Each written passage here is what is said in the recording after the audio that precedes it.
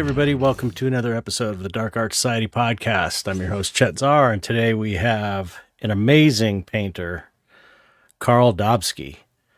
What an interesting dude, and he's just such an incredible painter. I was really excited to have him on the podcast. We had a really great conversation, lots of shop talk. This dude knows what he's doing, so stay tuned for that. That's coming up. As far as me, what's going on? I'm working on my paintings for my solo show. That's the main thing. I'm in the last month before my show, and I'm already on September 9th, and the show is October 12th, and I still have to start 6 paintings. I've only got like 3 of them totally finished, so it's going to be a crazy month. And I got a bunch of other stuff I'm supposed to be doing too. So we'll see. It's gonna be a rough one, but I'll manage. I always do. If you want to support this podcast, go to patreon.com/darkartsociety, and you can join for as little as $1. You get your name read on the podcast, and I will do that now with new subscribers. We've got Jonah Simmons. Thank you, Jonah. Jonah is also a student of mine on my other Patreon, on my patreon.com/chatzar. And the funny thing is,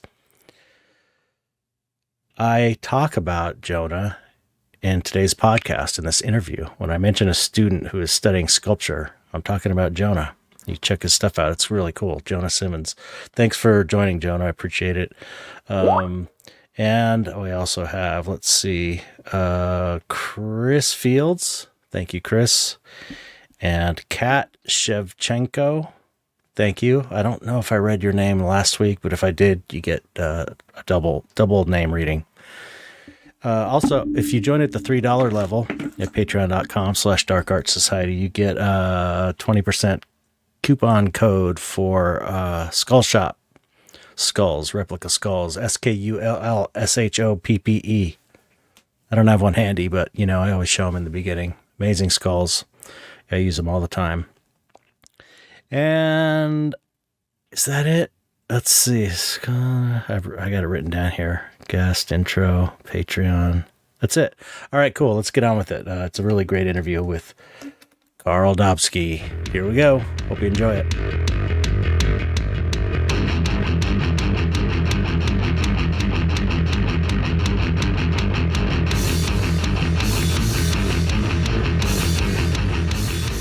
Hello, Carl. Hey, how's it going, Chet? It's going good. To be here. So, glad to have you. Yeah, this heat is misery. It's brutal, man. Brutal. This heat, I mean, I don't know what it's like where you're at, because in some parts of town, it's really bad. It's the worst. You're the worst part. Yeah, because it was 114 yesterday, or the day before yesterday. God. Yeah, I think it's like 10 degrees higher than LA. That's like Phoenix weather. Yeah, it's ridiculous. Burned. I got this big avocado tree in the back, like burned the edges of it. Like all the leaves are shriveled and wilting, like on the outer edges. It's insane. That's just brutal. Yeah. I hope today is the last of that, because that's just been. I think it is. I think today's. It's hard to do anything in this, or even work or anything. I know. Even I was actually stoked to see there were so many people out for the galleries on Saturday night, because I thought the heat might have thrown the monkey wrench on that. I know, and it was hot in there too. They got to get central air. Yeah, it was hot everywhere. Yeah. I've got an air conditioner this roll around one right next to my easel right here, so it's like blowing right at me constantly. Yeah. Except I try and turn it off during the interviews because I don't want background noise, but I may have to turn it on because it's already warming up. I just turned it off. Yeah, I hear that. Especially this is the time of day, right? Like, yeah. I think like 2 o'clock is the peak, but does it? I don't know about, like, it'll do that where I work at, and it'll get hot around 2 or 3, and then it'll just stay hot until like 8 at night or something like that. Yeah, it was getting dark last night, and it was 100 degrees still where I yeah. And yeah, it's 103 right now. It's supposed to get to 105. So And then it like, yay, it's going down to 97 Tuesday and 83 Wednesday. And it's like, Yeah. anyway, weather, old guys talking about weather. Talking about whatever. This is different though. This is not normal for here. This is not normal for here. That's true. Yeah. Yeah. It doesn't get, I just keep wondering. I just keep wondering like how hot it would be if climate change was real. exactly. I know people I'm posting I keep posting the temperatures when it's outrageous and like people are like, yeah, climate change isn't real, kind of sarcastically. Right. I mean, I grew up here my whole life, so it's like I've seen the weather just get totally fucked up. Yeah, I mean, I've lived in LA. This is the second time I've lived in LA. The first time was back in the early 90s when I first moved here, and I don't remember it being like this. Yeah, it wasn't. Yeah, it wasn't. It's just it keeps getting crazier and crazier. Anyway, okay. So let's talk about what people really want to listen to. Yeah, right, right. Yeah. Your life story. No.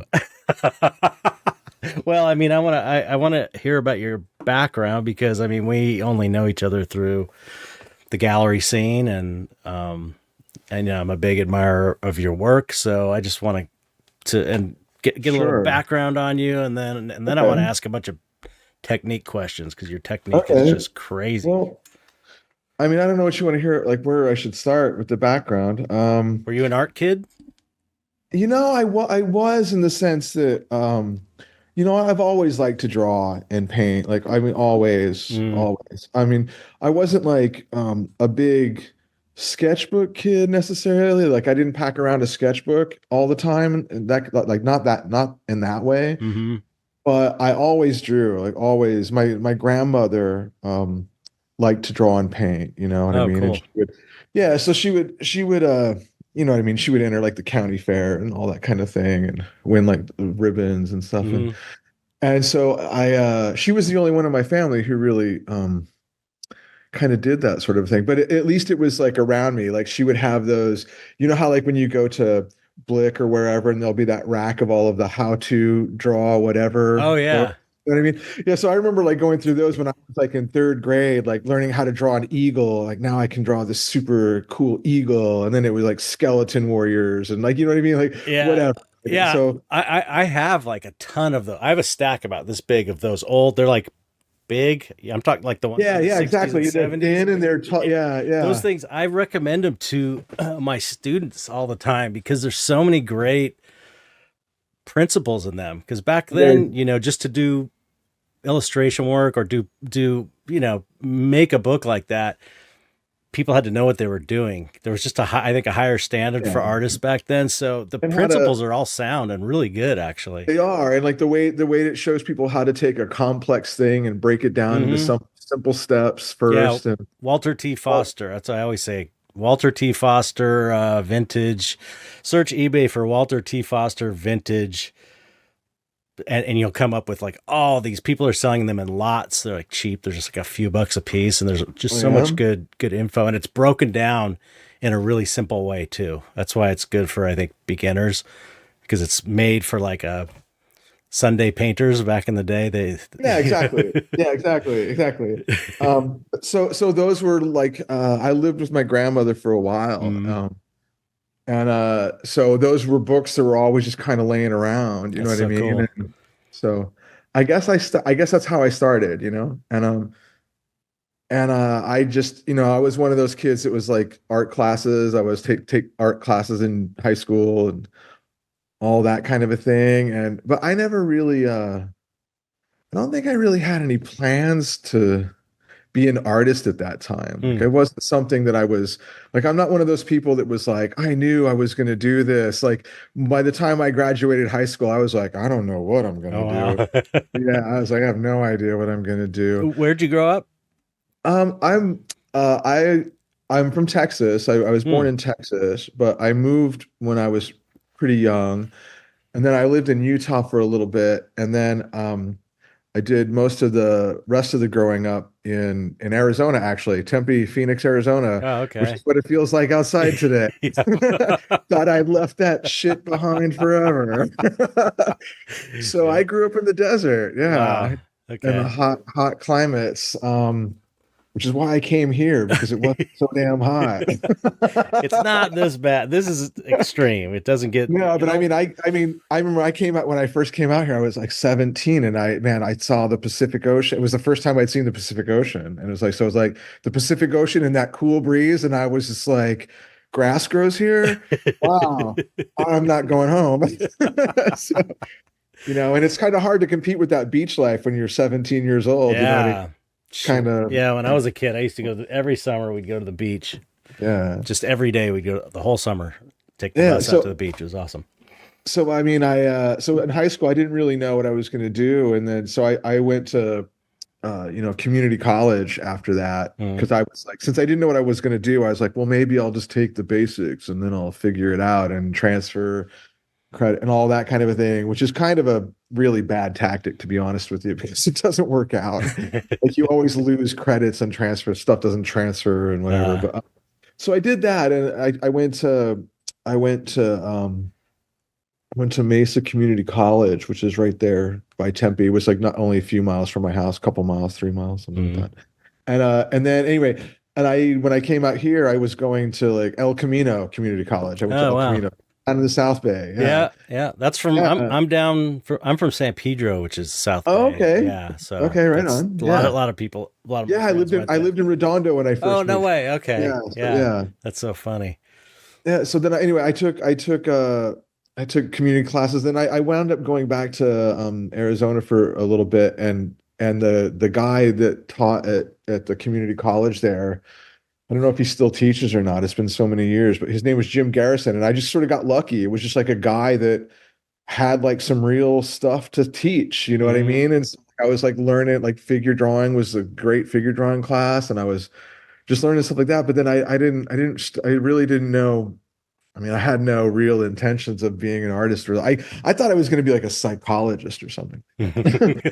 Yeah, right. And then one day, just in some weird conversation with a friend of mine, um, I was like, "Yeah, I'm thinking about doing this psychology thing," and he went, "Oh yeah, that's exactly what the world needs is another fucking psychologist." Right? And I was like, "Oh man, he's right." And like, so I didn't know what to do, and the only thing that I was really kind of that I excelled at in any way, or that was I was just like mildly better than the rest of my peers was like drawing, right? So I was like, well, maybe I'll do this art thing, see how that Wow. goes.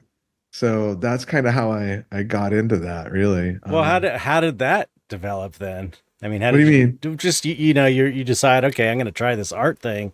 Did you continue to go to school, or how did Yeah, I continued to go to school. I was insane, but I wasn't completely insane in the sense that, like, I knew I didn't have the chops or the skills. Like, there are some people that you meet that are self-taught that are, you know what I mean? They just really got a hang for this naturally. I wasn't necessarily one of those Hmm. people. Wow, that's surprising. Like, I mean, I liked it and I liked to draw and all of that, but it wasn't like I can't claim by any means to be self-taught, Hmm. So and I do have friends that are, and it's like amazing that they just Yeah, have the I didn't go to intelligence for them, I didn't you go to know? school either. Okay, so you're self-taught as well. Yeah. That's super impressive to me, like extremely impressive to be able to turn work out like at the quality that you're turning it out, and like you just sort of, I mean, how did you figure that out? I Because was I mean, that's I that's a miracle to me. I was the art kid in school. That was my identity in the first grade. I wanted to be an artist. Like that was my whole Okay, so you knew. identity. Yeah. So it was just constantly, just drawing constantly, basically. And my stepdad was a painter, so I was always around it. He was an oil painter. Okay. So I was always just kind of around it. My mom was real supportive. And, once I eventually I got obsessed with makeup effects and got into makeup effects for Okay. the film industry. I did that for like 20 years where I was a sculptor. Okay. Um, Well, yeah, and there was no way to learn back when I was young. So that was all self-taught too. Just any books I could find from the library and stuff like that. And after I got burnt out on effects, I was like, okay, I'm going to be a painter.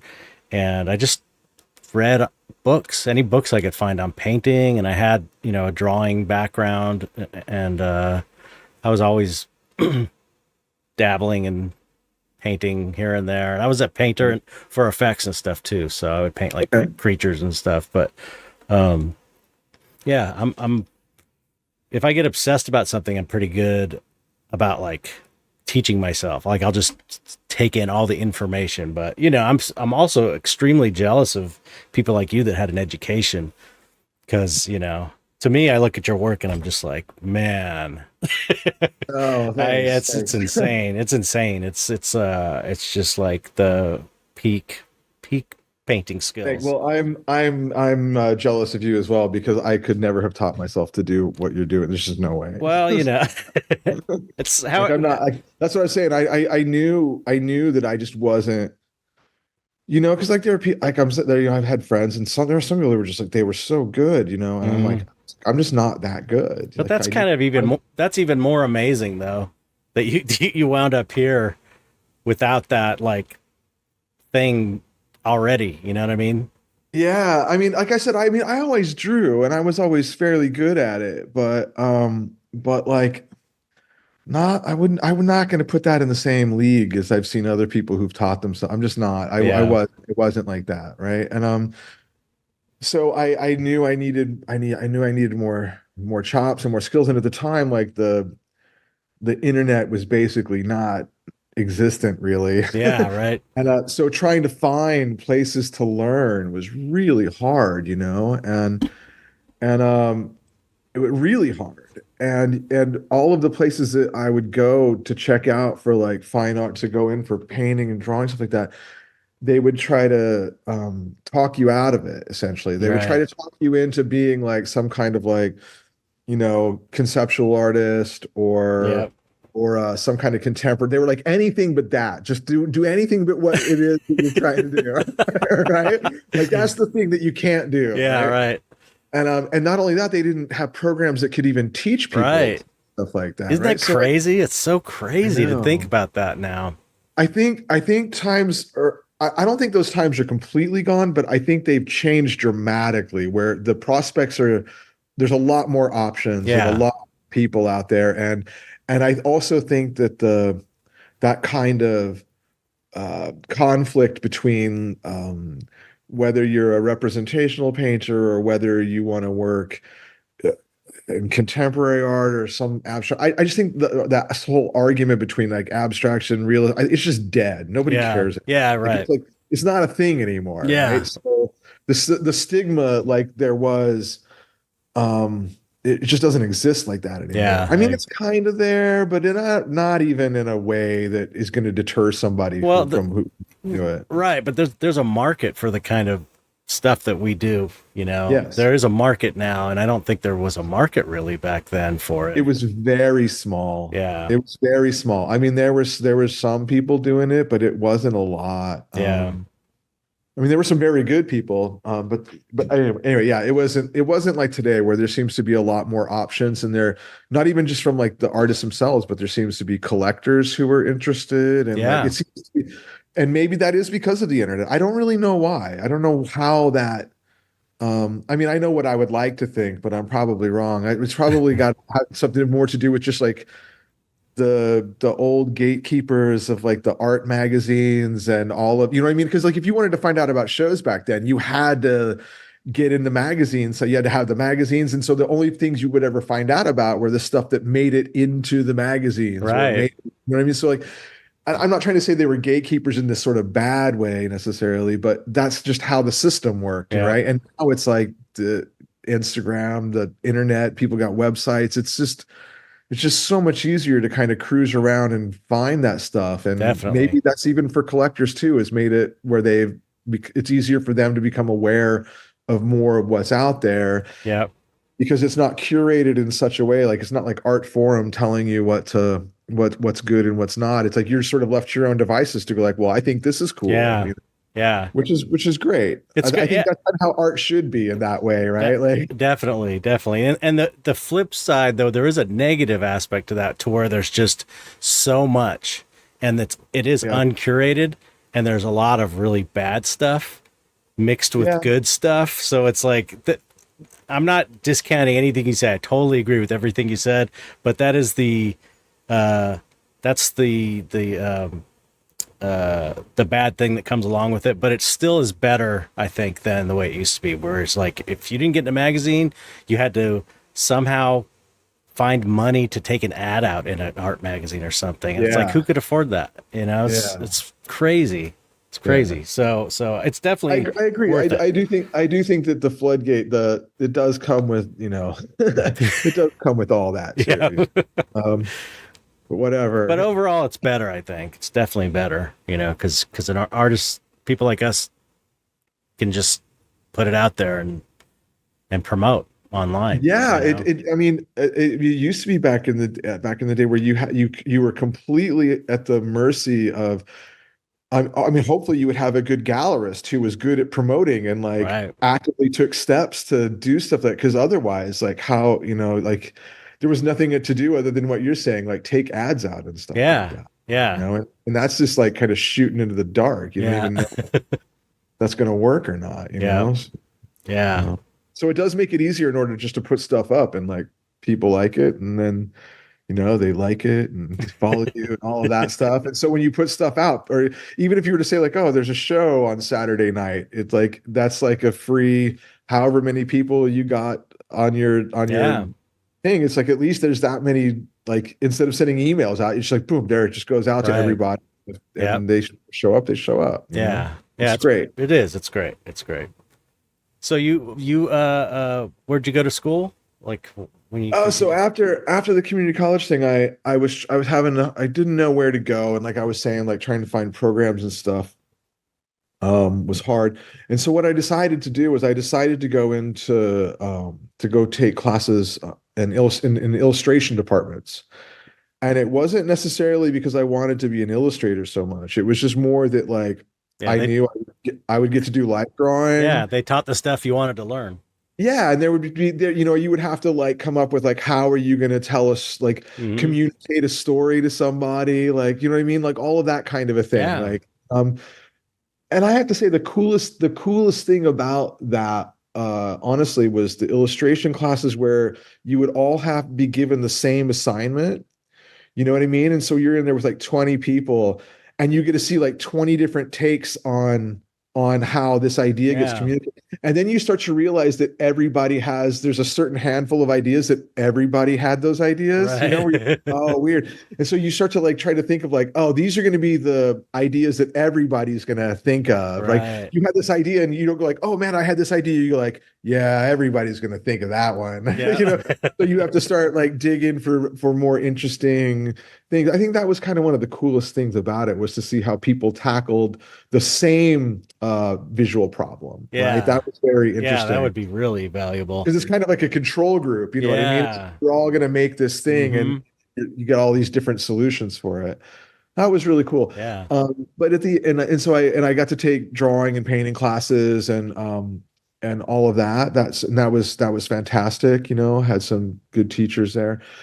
And then by the end of that, I just knew I was like, man, I just do not want to be an illustrator. Like if I'm told to like make a picture of Ben and Jerry's ice cream Oh yeah. again, I'm just gonna fucking scream. Like I was like, I'm not really cut out for this. Yeah. Yeah. Like I just can't make myself do this for the rest of my life. Yeah. Um, and so I decided I would continue the education and I went I didn't know where to go. Like I said, that at that time the internet was a thing. But still not everybody had websites. Like it wasn't like Hmm. now, right? It wasn't like now. So What year are you talking? what's that? What Like year? on like 1999, Okay. Yeah, right. right around then. Like I mean people had email, but like Yeah. maybe they didn't even use it. Yeah. Like it wasn't a reliable source of contacting somebody Yeah. yet, um, or stuff like that, right? Yeah, So yeah. I didn't know where to go, and I decided I would go to the New York Academy of Art in New York City, and they had painters there that I admired very, very much for part of their faculty, and I was like, man, okay, these guys clearly got it going on, right? Like, and so I went to New York going like, well, I'll be able to learn from these guys. But I also figured, well, I'm in New York City, so there's lots of painters there. Right. And I've always had that kind of attitude. It's like you can't really figure everything out. So you would just like go there, you will meet people and Mm-hmm. stuff will happen, like stuff that you never even expected will happen, Yep. right? And so it kind of went like that. So I went to the New York Academy and I took classes there. I would also take classes at the Art Students League because at the Art Students League, you can just sign up for a class for like a month. It's not Mm-hmm. that Oh, expensive, cool. It's like kind of first come, first serve kind of a thing. Mm-hmm. Great teachers there also. So I would go to the league, and then I started going to this place. It was a little atelier. At the time, nobody even knew what the word atelier was. It was like Yeah. a word. And I would have to explain the word atelier like every single time I mentioned it, right? I remember like that was not part of people's vocabulary Say back art then. studio. Yeah, exactly, exactly. I was going to this atelier. A what? Wait, you're doing what? Yeah, and it was the Water Street Atelier, which at the time was in on Water Street over in Dumbo in Brooklyn, Mm. and it was taught by Jacob Collins, and that has gone on to become the Grand Central Academy or whatever. Like, so it's a big thing. So, Cool.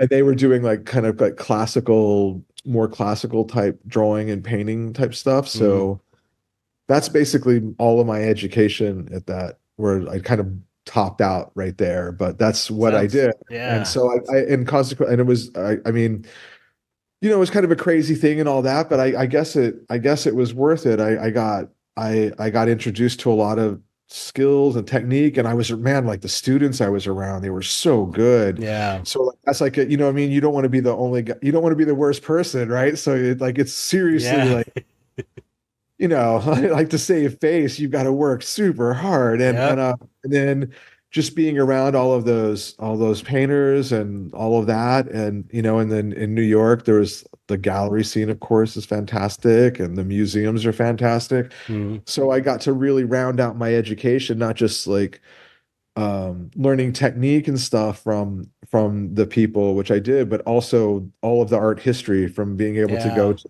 the Met, or because at the Met, if you live in New York City, I don't know if it's still like this because I live here in LA now, but like at the time, if you were a New York State resident, like entrance was by donation, so you could just go give them a quarter if you wanted Yeah. to and go in, right? So like going to the Met was very, very cheap if Yeah. you lived there. Like it wasn't like the $20 thing that they charge me now whenever I go there. But, Right. $20. Oh, Jesus. But anyway, so that was basically my education, really. Yeah. Yeah. I mean, that sounds, like I said, I'm jealous of it. That's definitely a blind spot. Well, for when you're self-taught, there's, you know, for me anyway, there's a lot of blind spots like art history. It's like, you try and learn online and stuff and going to museums, but I don't know. It seems like people who have schooling have a better grasp of art history, you know? Well, they make you take all of those classes, man. Yeah, yeah. Like But it, I even had to take classes like there was this one professor I had that like it was ancient Greek art, right?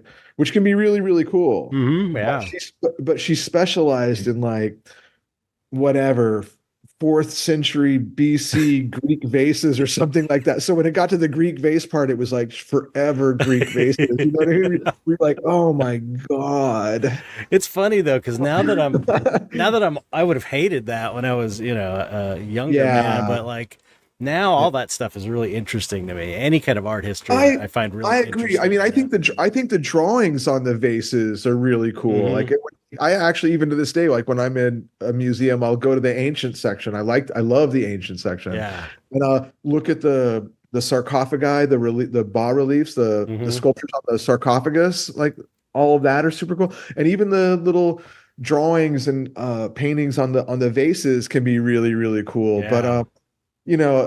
talking about the different shapes of vases endlessly is not really.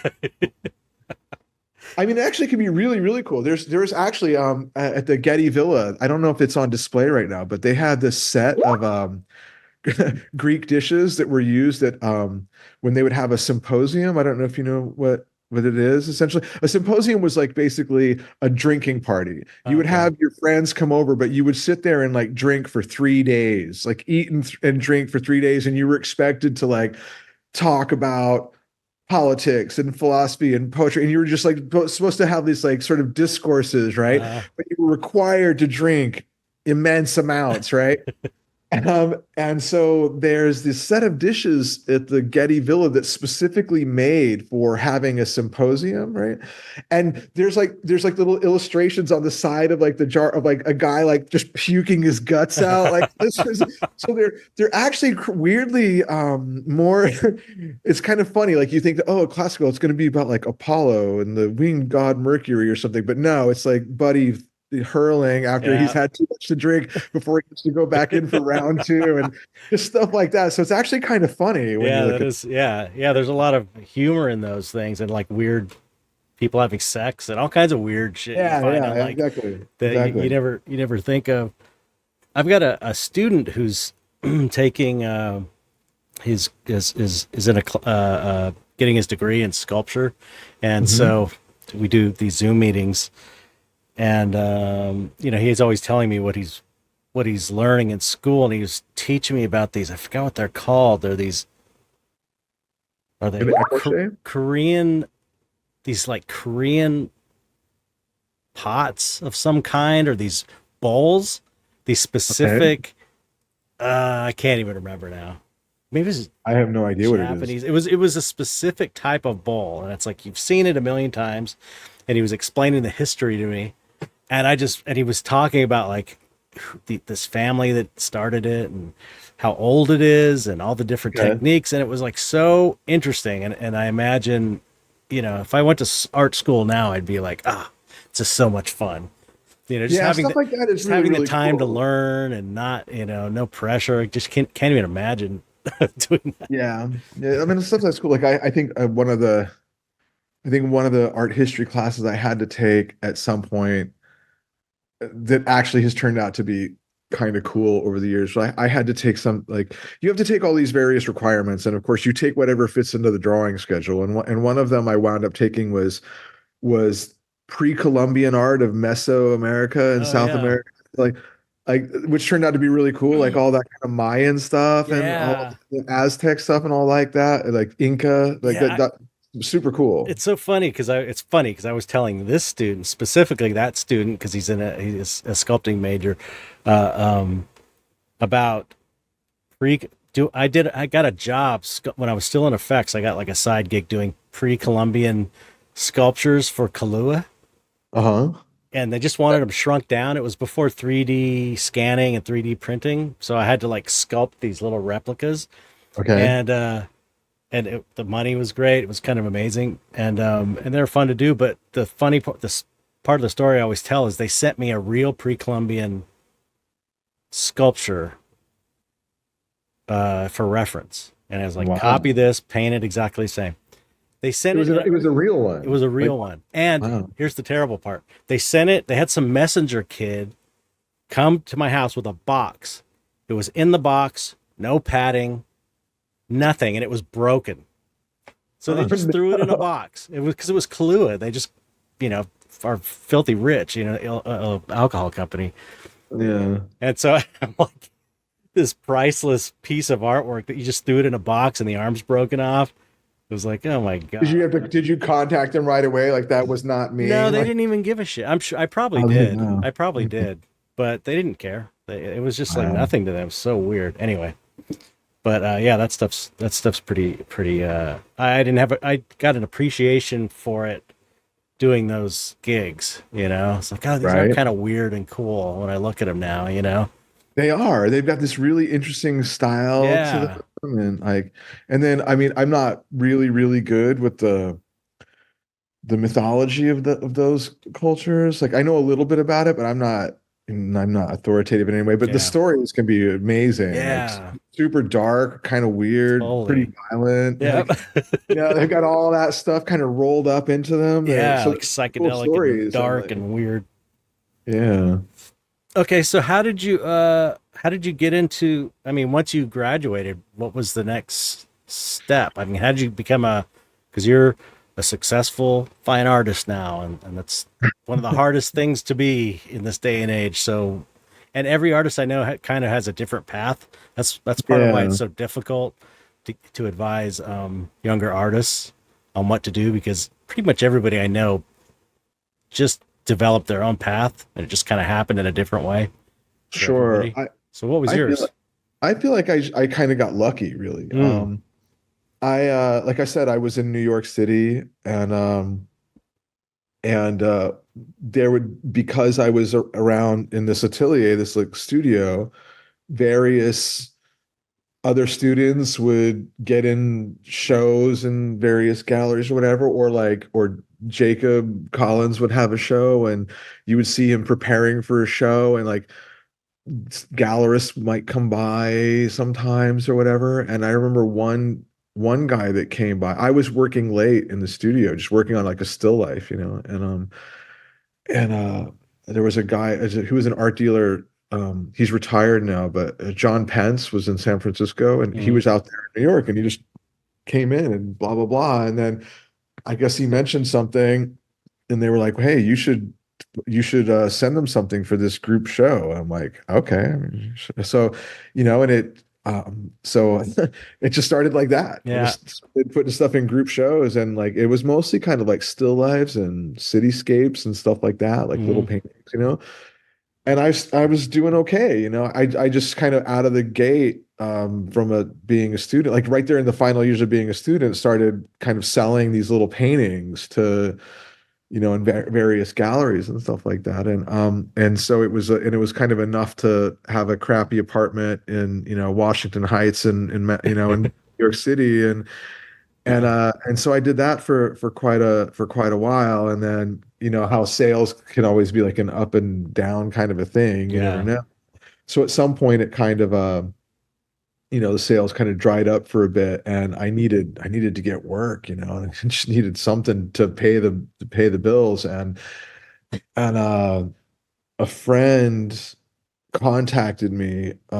This is also another benefit of going to school, is you meet people along the way, right? Yeah, And definitely. so somebody that I knew was out in San Francisco, and they were working with this company called Massive Black, that at the time was an outsourcing company that made concept art for video games and like movies and advertising and stuff like that, They right? did a Sean Barber video too. That's They one of did do a that's Sean one of Barber. I the. actually I actually met Sean Barber in the illustration Uh, program. oh no I way! Yeah, I've known Sean for like almost 30 years. Wow, that's so funny. Yeah. That was he was that. Maybe not 30. I've known Sean for like what, 26 years, something like that. That's Yeah. one of the ways I taught myself was that DVD. Those that Oh, was the thing. really? Yeah, it was Sean's Ah, okay. DVD. And there was some other Illustrator DVD, but that and any books I could get. But yeah, so that's I learned a Okay, lot from wow. that. Yeah, yeah, yeah. Sean's my homie. Yeah. Yeah, he's great. So and Sean, actually Sean had I hadn't seen Sean since he left, since illustration. We graduated illustration, and when I got out, well, hold on, I'm jumping ahead. Okay. So these guys, they said, oh, well, we got this company, blah blah blah. We're doing concept art, and I was like, and like I had said earlier, like I've always kind of drawn, and I was never like a sketchbook guy, but I've always kind of like drawn and Hmm. made stuff up, skeleton warriors, whatever, like that kind of a thing. And he was like, no, we need help. We got work out here. Why don't you come out here and work with us? And I was like, I don't, man, like you guys are doing something. Like, I don't really know how to do that. Like, no, no, come out. You'll figure it out, right? Okay, I'll do it. I needed a job. So that Yeah. I went out to San Francisco, and I was right. I'm not the world's best concept artist, but I did learn a lot from it. Like, I mean, it was like a tons and tons of everyday drawing out of your head. Wow. You know what I mean? Like that Yeah. kind of a thing. Like there's never anything to look at exactly. I mean, you Hmm. look at stuff, but it's never in the right position and the right light. You know what Right. I'm talking about? You're always having to reinterpret everything, right? Yeah. Yeah.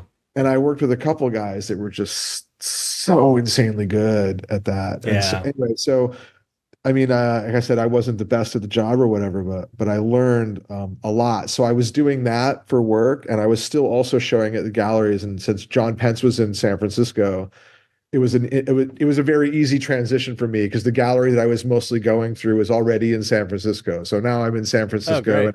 and yeah, and then it just so happened that Sean Barber was living in San Francisco. Yeah. It's like all of a sudden I got there and there were like people that I knew already, Oh, how and cool.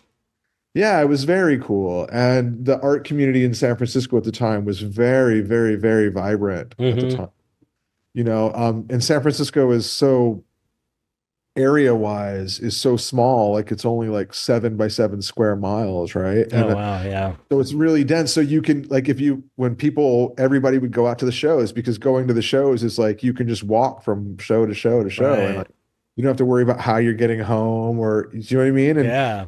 And it also made it so that you would run into people at the bar or at a Hmm. restaurant. You would just run into people while you were out and about, which made it really lively in terms of like exchange of ideas and kept things really inspiring. Yeah.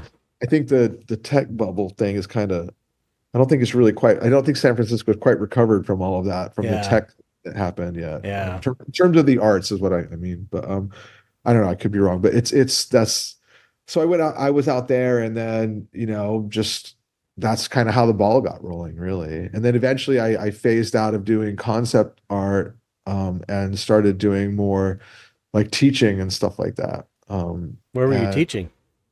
well, at first we actually we this is so funny.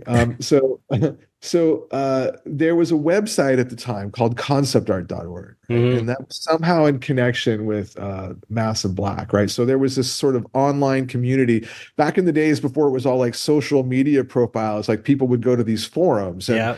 these forums were great because the information would stay in one place and wouldn't disappear in the Right. end of the scroll, right? So like you could actually they were actually really amazing for information exchange. Like, Yeah, and like, definitely.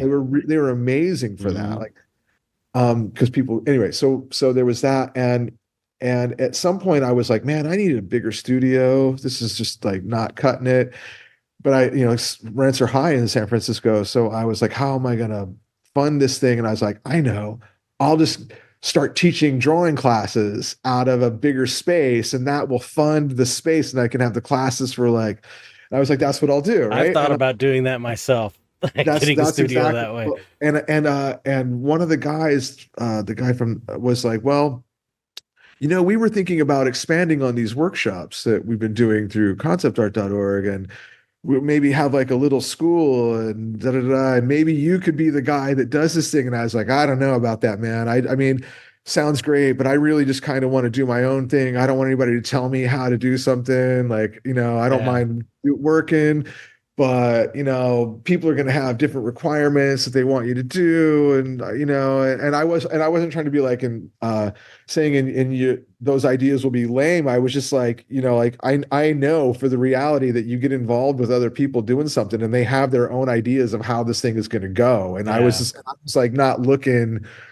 I just wanted a bigger studio space, right? and uh and it just went back and forth for a while, until he was like, okay, let's do this. And I was like, okay, here's the deal. Like, I'm going to design the curriculum and nobody gets to tell me how it gets done. Right.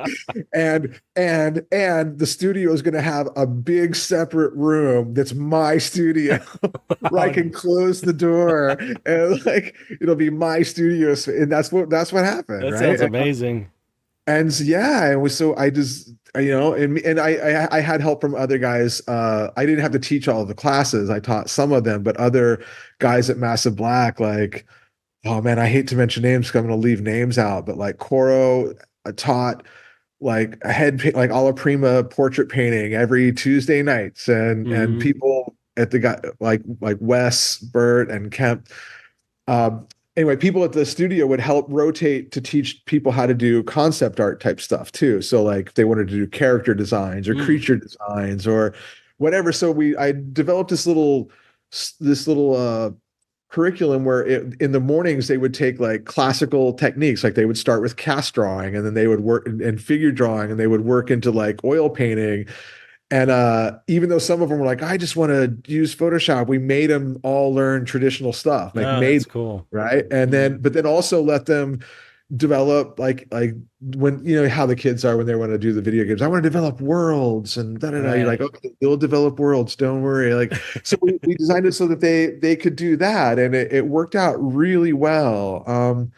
I think partly because the students we had were all they were all very talented and very kind of game for it, you know what I mean? In Mm-hmm. other words, there wasn't a lot of like, well, I don't know if I really want to do this. Like Yeah. they were Yeah. all in, right? And so it kind of created this amazing atmosphere, you know, of that kind of a thing. And so I did that for God, I don't know how long.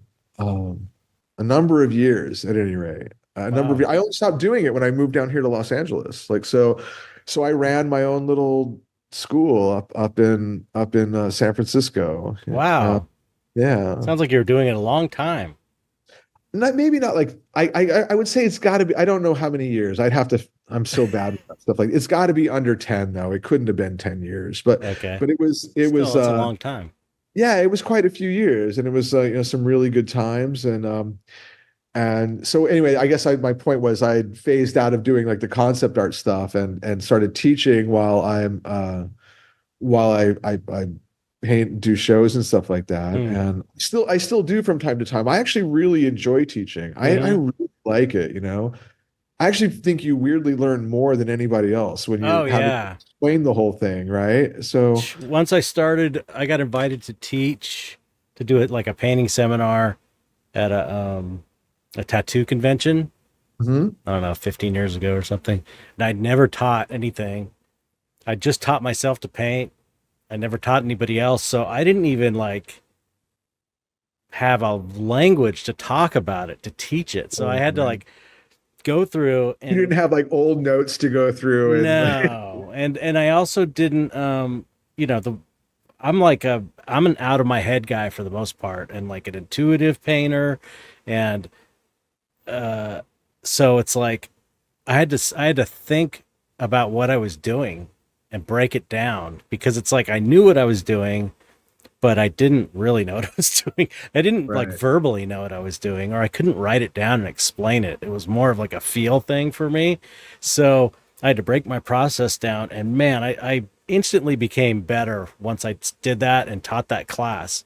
Yeah. And every time it's I teach now through my Patreon over Zoom, and man, it's like when you can see what other artists are doing wrong and you point that out and you see them fix it, it's like I don't know, it makes it sharpens your senses for your own work, I feel Yeah, like, it, you it really know. does. It's It like really it's does. because you're not look it's hard to be more objective with your own work when you've been staring at it. You've been staring at it since it's been white panel or whatever. You watched it slowly come into play, but when you come in and see something that's finished or far along, it's easy to go, oh, that's off right there.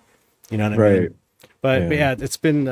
I feel the same way. It's been. I just kind of did it as like a way for extra income through my Mhm. Patreon, and it's been so rewarding in a way I never even expected it. Like seeing Yeah, students progress exactly. is like, Exactly. wow, That's really cool to watch somebody it's come up. amazing. Really cool. Yeah, Yeah. it's so amazing. And it's like I didn't even consider that when I started doing it. It was just like, what am I gonna do? I gotta make You I, literally change somebody's life. You yeah, know what I yeah. mean? Like it's not just your life that got, it's like you weirdly, you know, like there's probably somebody who you showed something to and it just like really changed their whole way Yeah. and they'll remember it for the rest of their Right. life. You know, it's super cool. Yeah, it's Super amazing. cool. Yeah. It is really cool. So that's awesome. Okay, so when did you move to LA? Oh, I'm really bad with the dates, you know. I know, me too. So I mean, how long have you been here, you think? I think God, time flies. Well, I didn't have gray hair when I moved here. Like my beard wasn't gray when I got You here. don't you marvel at people who go like, "Oh yeah, I remember that back in 1986. It was like in the fall. Let me see. I think it was Yeah, I when people say that, I'm like, how the fuck do you do that? Like I yeah, can't remember. I can't remember what happened a week ago. I can't yeah. remember I'm that dates or anything like that. It takes something like for a plane to fly into a building for me to remember which day it was. Right. Oh, right. It was September 11th and the sky was blue. I know exactly what was going on.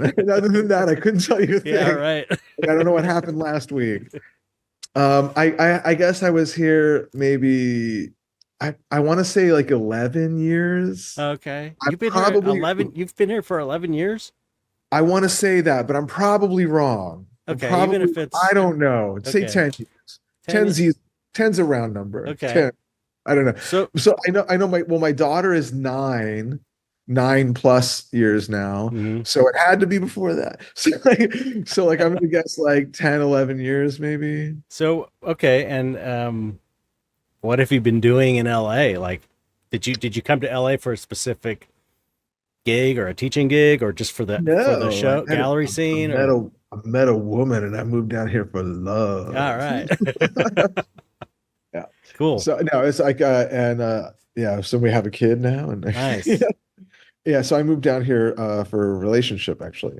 And things in San Francisco were crazy and decided where so anyway, I moved down to LA. And when I got down here, um I was I was doing the same thing. I'd paint and I started teaching. I've taught here in LA and at various places. I've done my own classes. Hmm. I've also I taught at I mean whatever. I've taught at LAFA, I've taught at LCAD, I've taught at Cal State Long Beach. Wow. So anyway, so I teach here and there and but I've been painting and as of right now, it's like I kind of weirdly feel like this whole COVID thing is finally just I know that it's been over for a while, but I weirdly feel like now the business end of the whole thing is like just all of a sudden like coming back in full swing, all Totally, like man. hard, right? And so like it's taken Absolutely. that long for everything to kind of Yep. correct itself, right? Yep. And so as of I haven't taught for a year and just like talking with getting stuff lined up for painting, it's like I'm looking at my schedule and I'm going like, man, I'm going to be too busy painting to maybe for the next couple of years to even worry about teaching classes. so Yeah. so I'm kind of at the moment right at the cusp of like trying to get back to work and like really like produce like a crazy person, right? So Yeah. Yeah. which is a different kind of a thing. I mean, it's been a while since I've hardcore delved into it. Because one of the nice things about teaching and working for is like and doing gallery work is that like you can kind of take your time. You know what I mean? Like you've got different eggs in different baskets, so you're not so worried about like, well, if this show doesn't fail, if this show fails, I'm screwed, Yeah. right? It's not quite like that. So you're like, which is a good and a bad thing. The good thing is that it lets you to develop ideas more thoroughly, and you can Hmm. like really let a piece kind of do what it's got to do. Whereas Right. Right. just cranking it out, right? And of course, the bad thing is like, you can take forever to do something if you want to, and so sometimes you do take forever to do Well, something. and also sometimes the things that you just like eat crap out, eat so like, oh, I got to do something quick. I got to paint something for a show I forgot about, and then you just do something quick. A lot of times those are like huge hits. People love them. That's Sure, how I started that skull flower, the thing where I don't know if you've and seen I any of got those okay. skull I flower got I got to paintings. say I don't mean to interrupt you because I want to hear this because like I got to say like that the one with that like just that the smile has registers on a level of like insanity where it's like the flowers like that. Sunflowers. I'm telling you, like that is like I will never forget that. That's that iconic. I'm like, oh my God, look at that thing. So I know yeah, it's funny. yeah, To me, it's like it's so funny. It's like a funny cracks me up that painting. it's hilarious. Yeah, It's like so happy.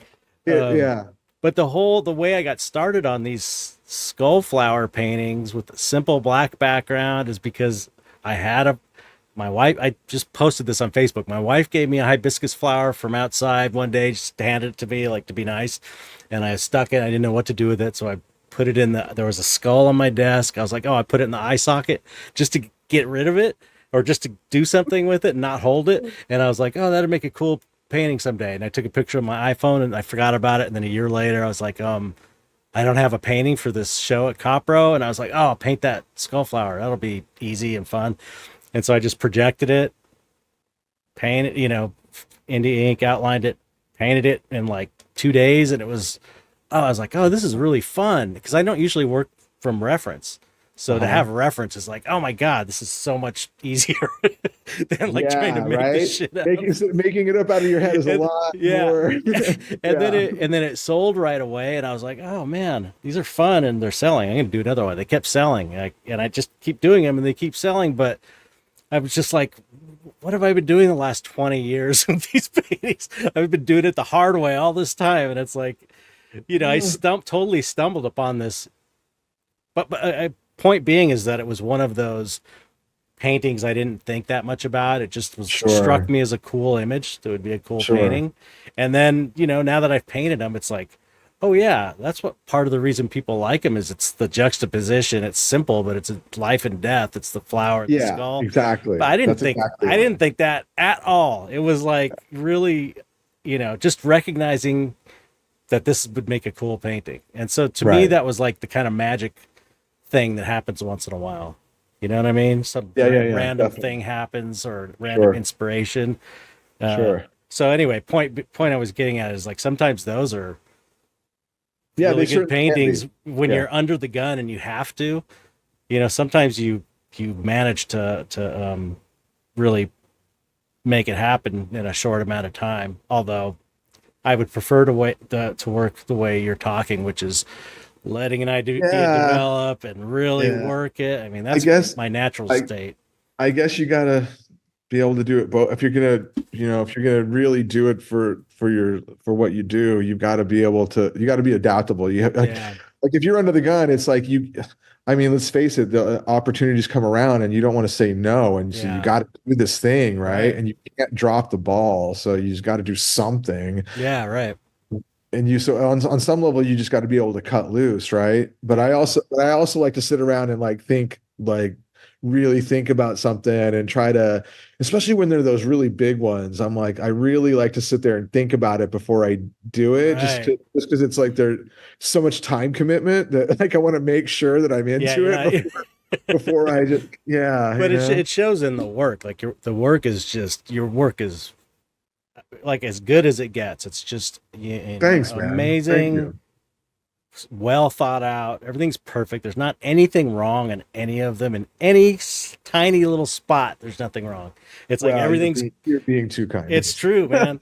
Everything is. It's just composed so well, and it's just done to such a high degree. It's very inspiring to me just to like Thanks, man. look at it. It's I all appreciate that stuff's amazing. I was looking at one of the paintings where you've got a woman and a guy, and I think she's putting Yeah. lipstick. There's like two of those that I saw that are kind of similar.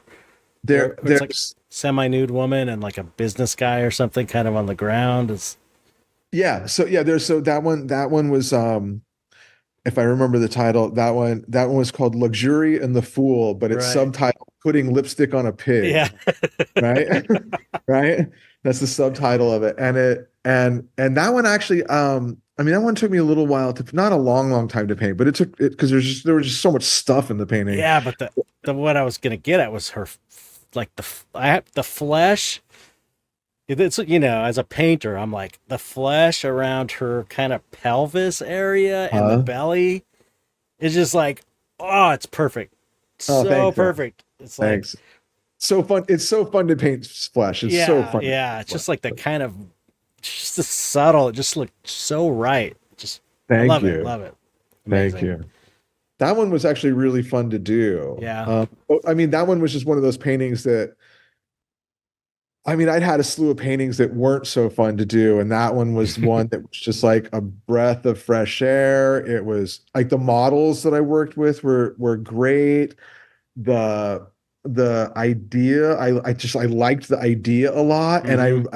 the composition was really fun. So it was like this kind of thing where I felt like it was kind of firing on a lot of levels. Yeah, It yeah. made it a joy, it made it a joy to work on, I right? That know. one, And how like, often do those ones come along too, where it's like everything just clicks and it's like fun and easy, and yeah. it's some of them are just like pulling teeth, right? I mean, Oh I'm my assuming God. for you, this is That one of the blind leading the blind was like pulling teeth for a lot of it. Like, Wow. Wow. yeah, like I Well, it mean, doesn't and show when I yet. look at it, now, I go like, I don't really understand what your problem was exactly, right? Yeah. Well, that's Like the thing during, is it doesn't look like it was pulling teeth. That's the trick. It doesn't yeah. matter if it was that hard. It's like if it looks like it was effortless or it looks like it was natural and not like a struggle, that's what counts, you know? Well, it was, yeah, it was, I mean, it was a struggle in a lot of ways. Some of it was, technical issues, like the linen that I painted it on was like a little too absorbent, so it kept Oh, sticking yeah. in. Like, so that was a nightmare. So there's a technical issue, which just is neither here nor there, but you got to deal with it, right? Yeah. And all of a sudden it's this giant thing, and you're like, fuck, it's just gonna keep doing this, right? Forever. So that sucked. And then it was kind of like what a lot of the stuff that I do is like I use reference for a lot of the stuff, Hmm. whether whatever, but I also make a lot of stuff up, Hmm. right? So like the entire background on that painting is completely made up, and I Wow. do so it's like a lot of the stuff is I'm trying to make it up, and then now you've got to merge what you're making up with the reference and make it all look Yeah. right and make sure the Yeah. lighting is at least believable and Yeah.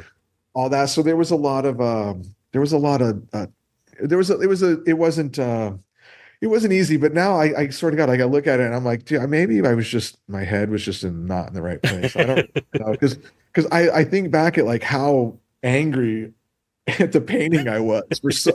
And that thing took a while to paint. So we're talking like months of anger at this paint. Where you have to go in there and paint this thing like every single day, and you're just like, you know what I mean? Like it wasn't fun. I was like, I've just got to do this. I've got to do this. And like an event, I'm glad I did, but like Yeah. they're not always fun, Yeah, no. I hate to ask this question, especially since you're not good with time and dates, but how long, give me an idea of how long it took to create that painting from nothing. That painting from nothing. It could maybe like say like, I don't know, 10 months, some not Wow. just under a year, right? That's pretty good. Thanks. I mean, that's pretty fast for I something think that what a big. lot it's and it wasn't just like that's how long it took to paint it. Like when I do those big ones, I do like a lot of exploratory Yeah. sketches and all of this stuff in like perspective studies and all, you know what I Hmm. mean? It's like to try and tons of little thumbnails trying to work out the gesture and rhythm of the painting. Like I think design is like I mean, you can have a great idea. I think it's almost like two things you got to worry about. Like you want to have like a really good idea somehow, whatever that means. Like Hmm. good idea, something that would like if somebody had never saw the picture and you were trying to tell, well, it's about this like kind of like what you said with the skull painting. It's like, well, it's got this like life death thing. Like you would have something to talk about even if somebody had never seen the image, right? So Right.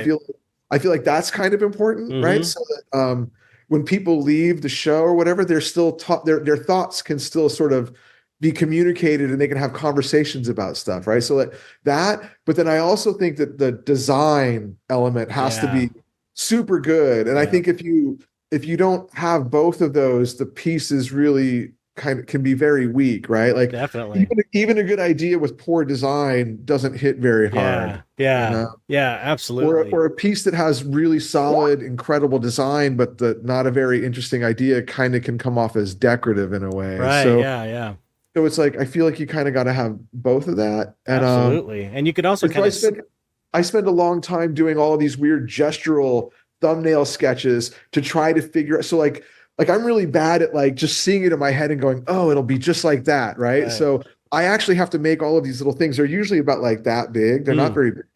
And I do it so that I can set them up next to each other and I can look at them and I can like sit there and like, have a drink and just kind of casually look at them and like and then you start to realize that certain ones have different kind of emotional qualities to them or it seems like there's a different spin on the story in that one versus that one, right? right. And so I work really hard at that stage to try to find something that kind of already sings really, really well before you even get into like any detail. Yeah, So right. I spend a lot of time doing that even before I go get models and reference and any of that stuff. So, Okay, yeah, that's really interesting. Yeah, that flies in the face of modern culture it to does. sit and take time and Yeah. really consider what you're doing and rearrange things and make it right before you even start. That just goes against like, every oil painter on TikTok or whatever social Yeah, media exactly. where everything's just fast and cranking things out. But, I love that. I love that about And painting. I I get like I that get a lot. process. One of the things I get a lot from either students or from other people about that a lot of times is that there's sort of this underlying attitude that it's like too, I don't know, too rational or too you're overthinking it, and that you're not leaving room for uh, like improvisation or interpretate or as you're going along. And I don't think so, because actually in those early stages I'm allowing for like anything to That's, happen, right? yeah, In fact, absolutely. it's a truly exploratory Yeah. thing.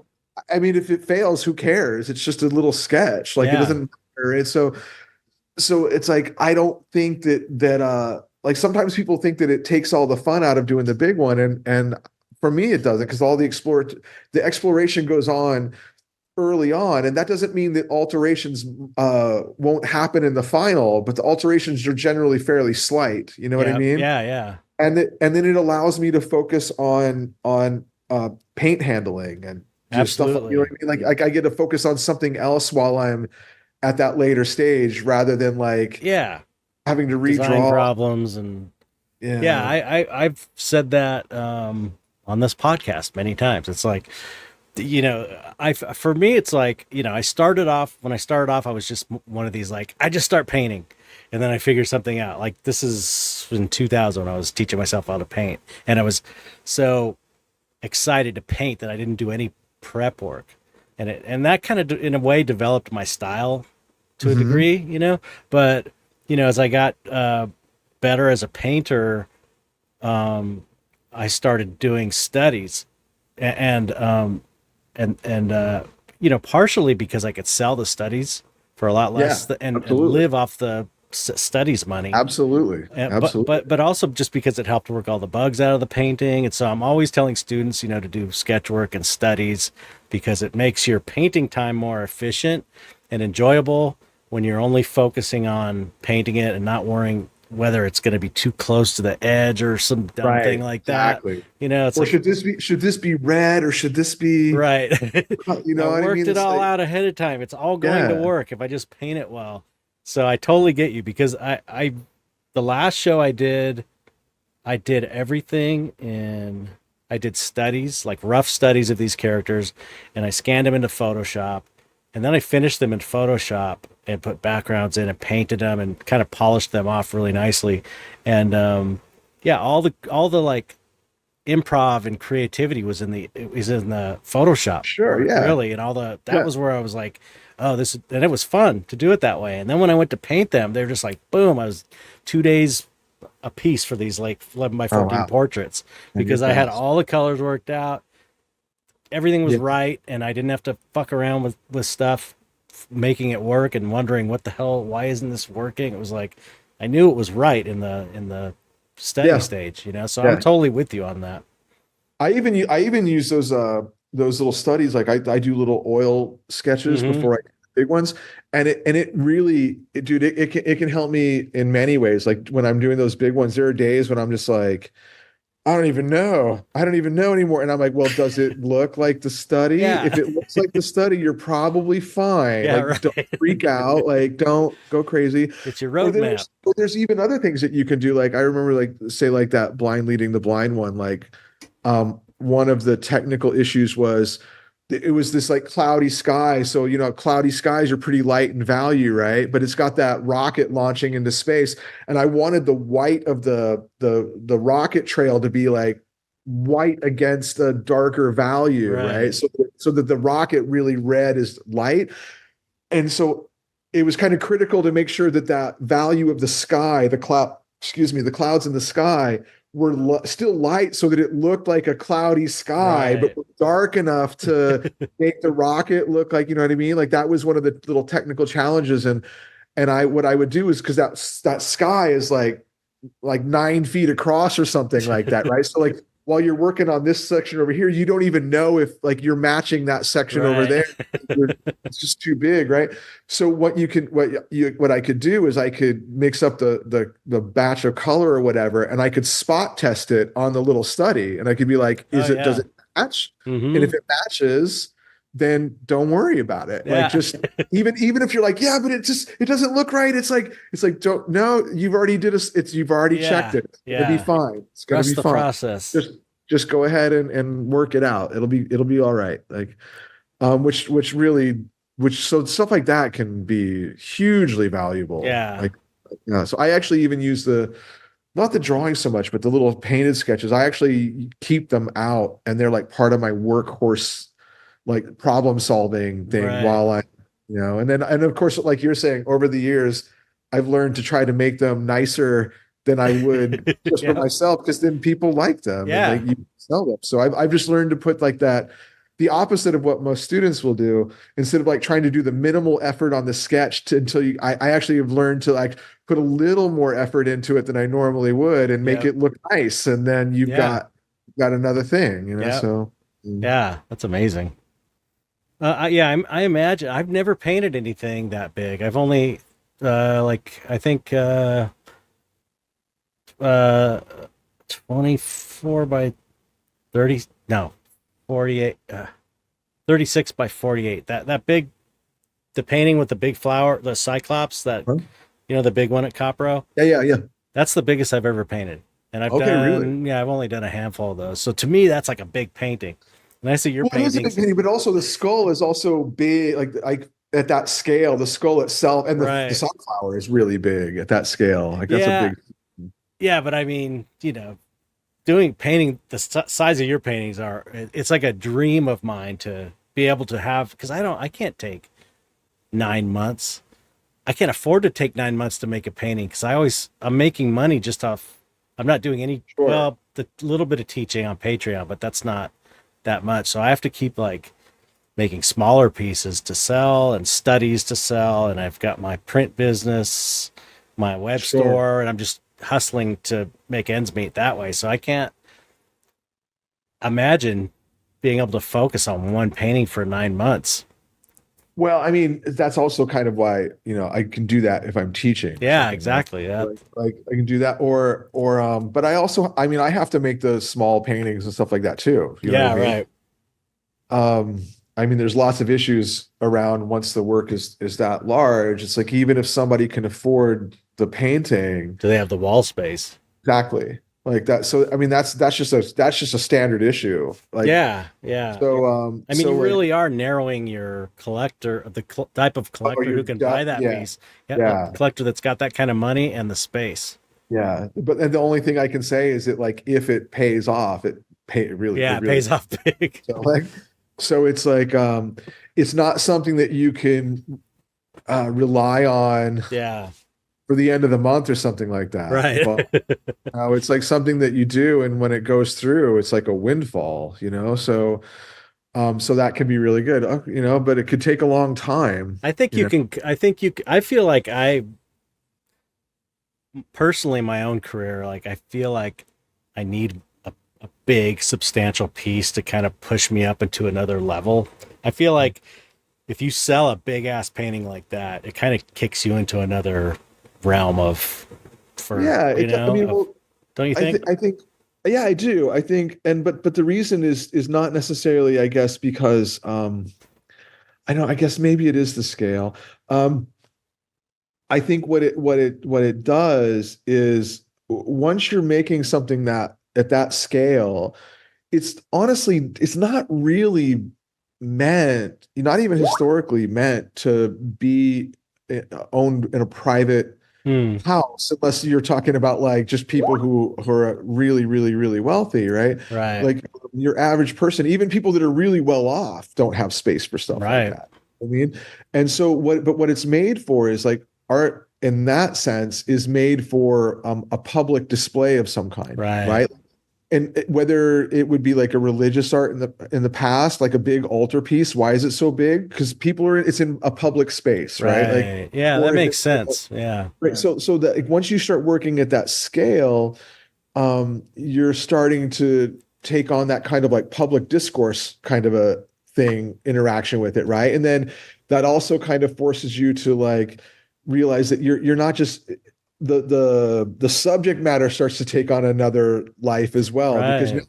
now you're having public discourse, and so it's got to be worthwhile for somebody Right. to be like, whoa, that's crazy, not just like, oh, that's giant and who cares, like, what I mean? Yeah. It's got to take on this whole other quality to it, That's and interesting. yeah, but I mean, I had the same thing that you did. Like, there was like at some point I was just like, you know what, man, I'm not getting any younger, and like I had this dream when I first got into it. I was, like when I look back at the art that I love in the past, it's like, it's at a larger scale. Hmm. And I was like, I've never made one. I don't know if I can do this. At some point, I just sort of went for it. And Yeah. I was like, I don't know how long this is going to take. I don't know what problems I'm going to, Yeah. I just didn't really know. And I was just like, I guess I had just made a commitment. Like, I'm just going to, tough through it, and Yeah. it's going to take however long it takes. And I learned a lot by doing that. And then, one of the things I learned was to do better studies.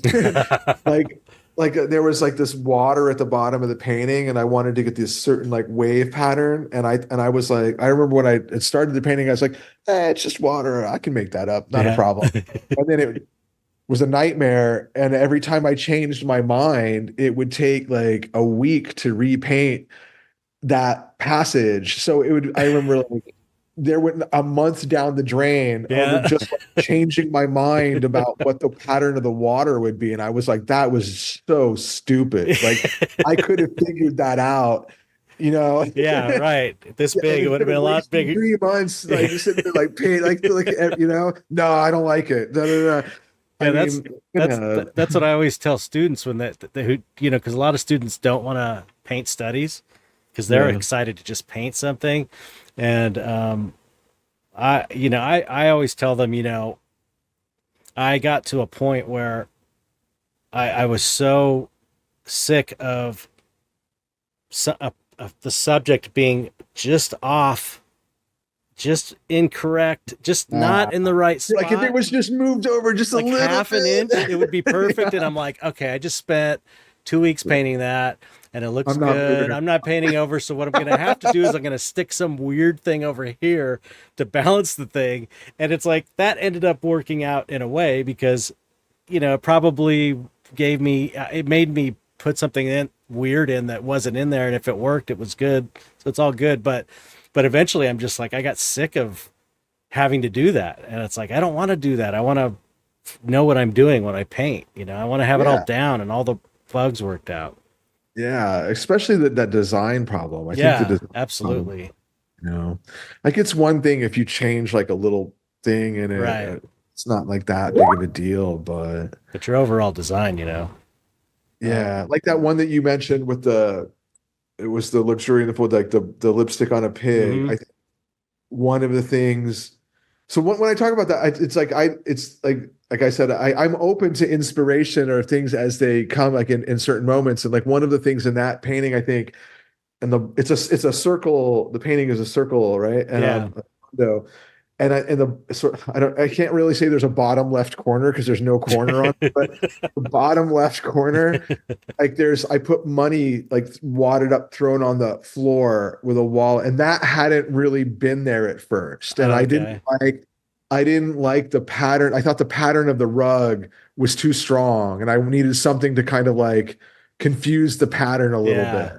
And so I put, yeah, so it's like, stuff happens like that, all like for sure, but the overall design of the piece didn't really, not really change. Like, yeah, anyway. Yeah.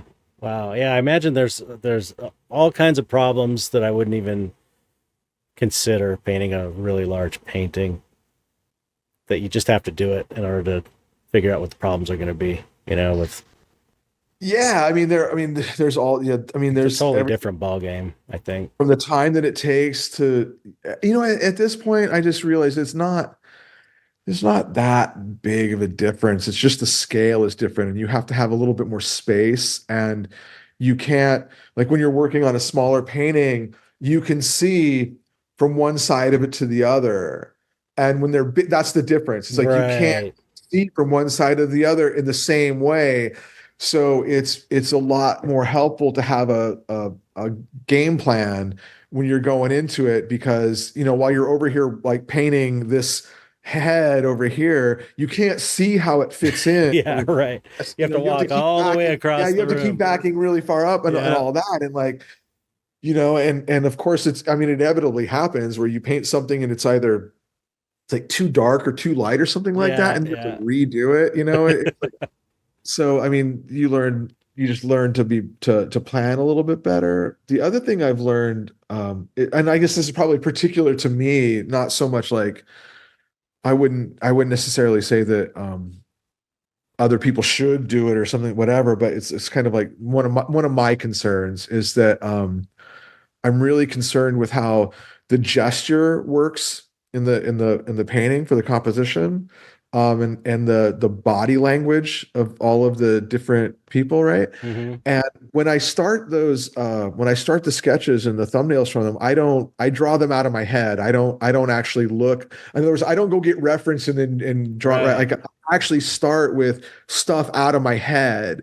As crappy as it may look, I Hmm. like draw these little things out of my head, and I get that the flow of it how I want. And then when I go get references, I make sure that it plugs into that sketch that came from imagination, right? Right. And so and what I found, one of the challenges for that is like a lot of times the models, either I've come up with a pose that's impossible for a person to actually do, Yeah. or the model can't really hold that kind of a pose. And so what that those early sketches allow me to do is it allows me to go like, well, let's get your arm like this, let's get your torso like this, and then I can do it in sections, and I already know like how those sections are Oh, going to fit wow. together, right? And that way, so it's like anything you see, like the pose of the woman in that painting, right? Like Hmm. it's like, even though she was a very good model and she actually got a lot of it like movement going on, it's like that is still constructed from various things, right? To Right. make sure that it has that kind of action that fits in with the rest of the design, right? So Right. because I find that if I don't do it that way, everything stiffens up a lot, Mm. right? It's Yeah. like there's something about reality that just doesn't quite sing right. You know what I Yeah. mean? It can be a little bit more stiff and boring. And so I do it from the imagination, and then fit it in there like that. And I think that carries over into like the larger stuff, in the sense that because the design is really kicking that way also. Yeah. I'm repeating myself, but yeah. Well, how do you like shoot reference? Yeah. You shoot all your own reference Or photos? I either shoot reference, or I make it up out of my head, right? I don't have a I mean, you can't really paint those big paintings from life anyway. Like, where's the Yeah. model going to stand? You know what Right, I mean? right. Yeah. Like, it doesn't. Yeah. It's like it doesn't make any. You could paint it from studies. Like, if you made studies from life, you could do it that way, right? That's absolutely. You can absolutely do it that way.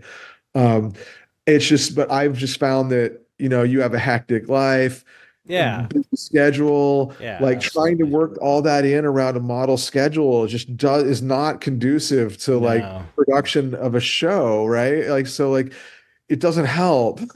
And the photography, like photographing reference, just makes it so that I have a flexible work schedule, so that I can make sure I'm getting stuff done, and it's also more cost effective, Yeah, right? yeah, absolutely. I use a projector sometimes to Sure. project and trace, and it's like I've done it without a projector. I've done it. I can do it, but I don't have time. Yeah, I don't have yeah, time, so I just do it. yeah. It's way easier. I don't have to prove to anybody that I can do it without a projector. It's just like, it's an efficiency thing. But what I was gonna ask you was, are you taking, for one thing, are you like a trained photographer, or are you really putting Oh, time I'm in? the world's, my God, I'm one of the worst So you photographers. just have like a lighting setup and you just kind of do your best with a what I kind have of a lighting setup, I have a camera, and I do my best, right? okay. So And the only difference is because I'm fairly good with perspective, like linear perspective. I can, based off of my for various paintings, sometimes it's complicated and sometimes it's very simple. Like it can vary. But one of the things I do when I set up the perspective is I learned how to, it's not just getting the perspective of the box or whatever, right? But to set up the perspective properly, you have to set the distance of the eye to the picture, mm-hmm. right? At the height of the eye off the ground. Mm-hmm. So I know what that is. Like I Right. already, so when I go into the photo session, I actually know how far away the camera's supposed to be Oh, and okay. Wow. All how right. high in relation to the model. So like I already have a spatial idea of where to take the picture from Right. because I have studies of the sketches of the poses. I already know what poses I need. So there's not a lot of Okay. like, no, let's just try a bunch of different poses, right? It's Right. it's it's a little bit more like, no, let's do some maybe some different hand poses, but the basic pose is like kind of is worked out, right? So like Right. I go in there and consequently also to keep all of those elements under the same lighting direction, I already know which direction the light's coming from. So Right. when I go into that shoot, I already kind of know like where the camera has to be, which direction the light's coming from. Mm-hmm. Is there a secondary light source that I need to take into account? Like I already have a lot of that kind of already understood, right? Right. Which is actually what allows me to take things and and like plug stuff in and out of it. You know what I Right. mean? Yeah. Yeah. Kept it consistent, right? Yeah. And so that, but in terms of like getting the exposure right and like all of that, man, I suck at it. And thank God for Photoshop and raw files and all of that kind of, Right. Yeah. you know Raw what I mean? files are amazing. Because otherwise, like, you know, there would definitely be photo shoots that I would have had to completely redo for sure. Because I Yeah. fucked it up for whatever stupid reason. You know what Yeah. I mean? So The guy who shoots my paintings turned me on to raw files because yeah. he would always give me like a TIFF or whatever, and it was his adjustments, and I would get it, and I'd be like, I painted it, it looks good, but it's not true to the color. And then he started giving me the raw files, and now I can adjust it, and it looks Yeah. exactly like the painting. It's so amazing. There's so much information in there. It's like Yeah, total game it's changer. it's the way to go. So like when I do a shoot like that, I'll put my camera to like take both raw files and like, you know what I Hmm. mean, so Yeah, that I yeah, get both of them and it's literally as a, for me it's like a just in case I do something stupid here, yeah. you know, because I'm not a trained photographer and like Okay. I mean, I've read some stuff about it. It would really, at this point, really be in my interest to become Yeah, better at I would it. think. Yeah, at this point, it would be good for me, but I'm just not. I'm just not very good at it. Well, I mean, you can do what you need it to do, and that's what counts, you know? Yeah, and that's the thing too, because when I do that thing, it's like I'm not trying to get this like perfect image that I'm going to replicate Yeah, necessarily. true, I mean, right. like so Yeah, much of it gets reinterpreted, yeah, like things like the person's not even wearing the same clothes in the final painting, or right. like the colors are different, or do you know Hmm. what I mean? Like it's like I don't feel any obligation to stick to that photo in any way. Right. Like so, it's like my mindset with it is that even though I'm trying to make something has a sort of a on some level some kind of naturalism to it, some kind of realism. Hmm. I'm in the final in the I guess in the final whatever final answer whatever about it the final solution is I'm not really I'm more driven by like the design and that kind of a thing than you know in other words if I have to change something in the photo that would make it so that's not how it really happens, I'm like, so what, Yeah, like yeah, yeah. You're not. I'm not confined by like, yeah, but what would it really do? I'm like, who Yeah, cares? Does it look like, let's make this picture work? Like, you yeah, know, I don't exactly. care if it would really happen that way or not. Like, Yep. what I care about is that there's all I really want out of somebody is just a suspension of disbelief. That's all I Yeah, require. yeah. you can just get them to sort of like enter this other world, then like that's all it has to do. And Yeah. then you go Right. from there and do whatever you want, you Right. know. Yeah. It just has to look right. Exactly. It just has to look right, or Yeah. nothing. Not have like wrong spots in it Yeah, that make it it feel just weird. requires like where somebody doesn't go like, "What's wrong with that?" Yeah. Like it just can't do that. Yeah. Exactly.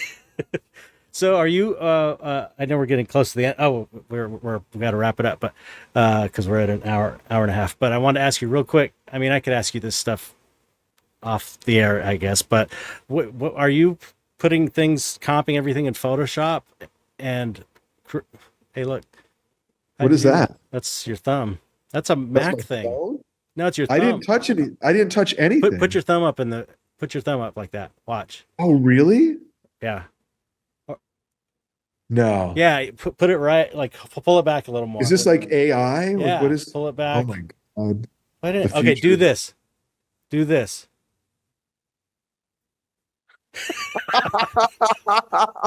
Okay, I've never seen that It's before. it's like a newer Apple thing. Okay, well, I wasn't trying to say thumbs down. I don't know how that happened. Um, Never seen that before. one thing I want to ask you is like, how do you have like a Photoshop comp that looks like the painting that you put together with from all That's a your great reference, question. and then I do comp stuff together in Photoshop. But what I usually do is I comp not the whole painting together. If the painting is pretty simple, I'll comp the whole thing together, okay, right? But if it's really complicated, like that blind leading the blind one, that's just too much stuff to comp together. And a lot of it I made up out of my head anyway, so there was nothing to comp together right, exactly. So what I'll do is I will to get the poses right, I just bash this stuff together in Photoshop. And I mean it's ugly. yeah. Like it's not like You if I just show it you just one, it's just like you look at it and you go like, oh my God. It's like so it's like I don't really try to make it pretty or whatever. I just comp it together so that I can kind of see what the pose is like. And then I draw the pose, then I draw it, right?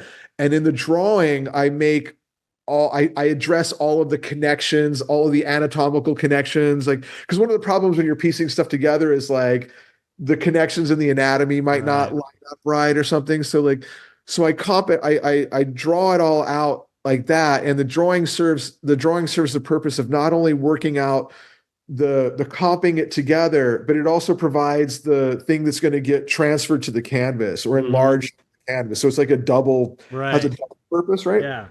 So I do that, and I'll also draw um, kind of a little linear drawing for perspective. And when I do that, I will kind of draw the placement almost like a little design of where everything kind of goes. Does that make sense? Hmm.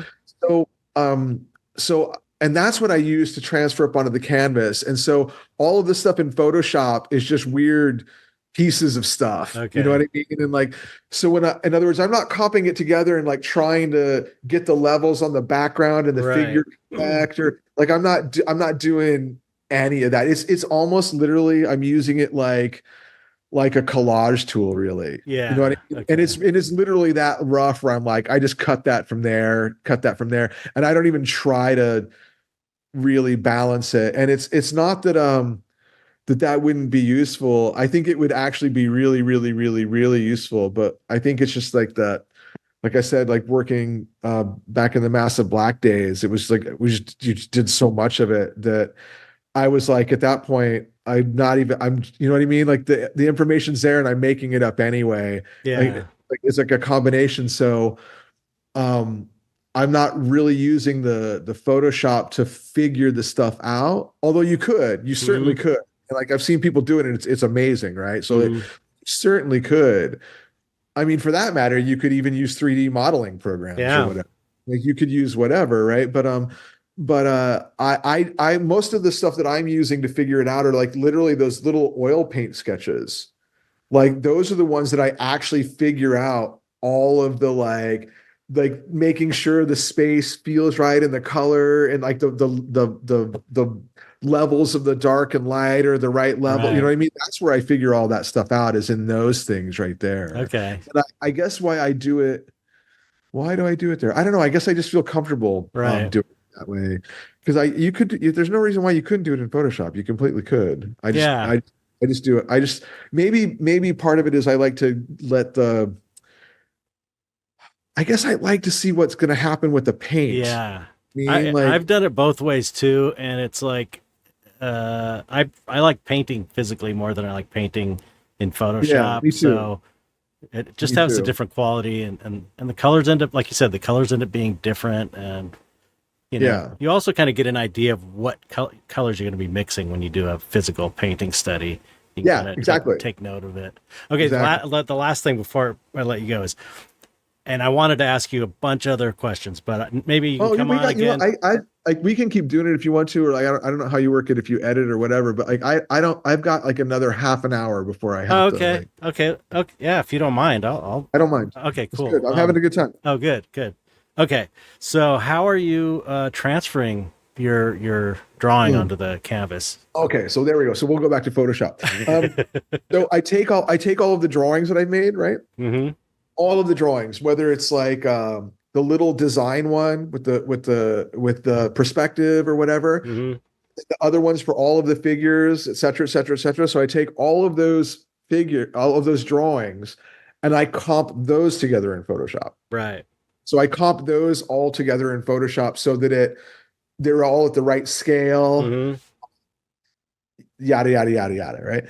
And then because you could do this with a projector, so it's not like you can't do this with a projector. I just don't do it with a projector. And then I take that file and I make the Photoshop file actual size of whatever the Mm-hmm. paint is going to be, right?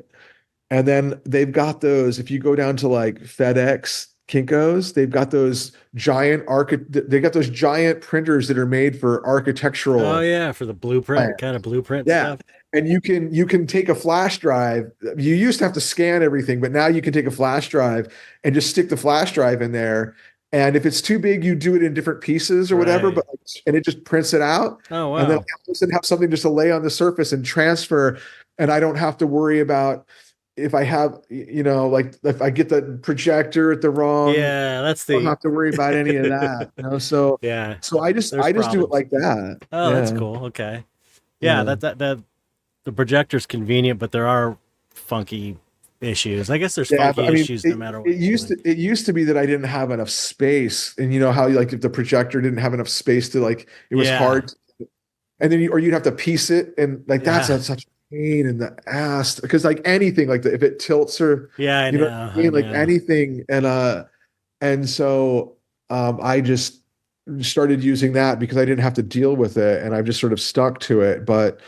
Those little digital projectors now are pretty good. And Yeah, they're cheap and really good. I got one. yeah, and I can also see like how maybe I should get one because there are definitely days when I'm like, dude, going like you go to one of these places and like, oh, the machine is down because whatever, and I'm like, and I have to like go to three different locations to find one that works. And Yeah. sometimes it would be nice just to have a projector just to like just get it It's there kind of, and yeah, it's worth it since they're so cheap now. Because I yeah, remember when I first started painting, like around 2000, when I first kind of made that decision, I got one of those, one of those crappy ones with like an open bottom with a light and a mirror, and you put the right, picture down there, and it was like right. so weak, the light, and it was really hard to use.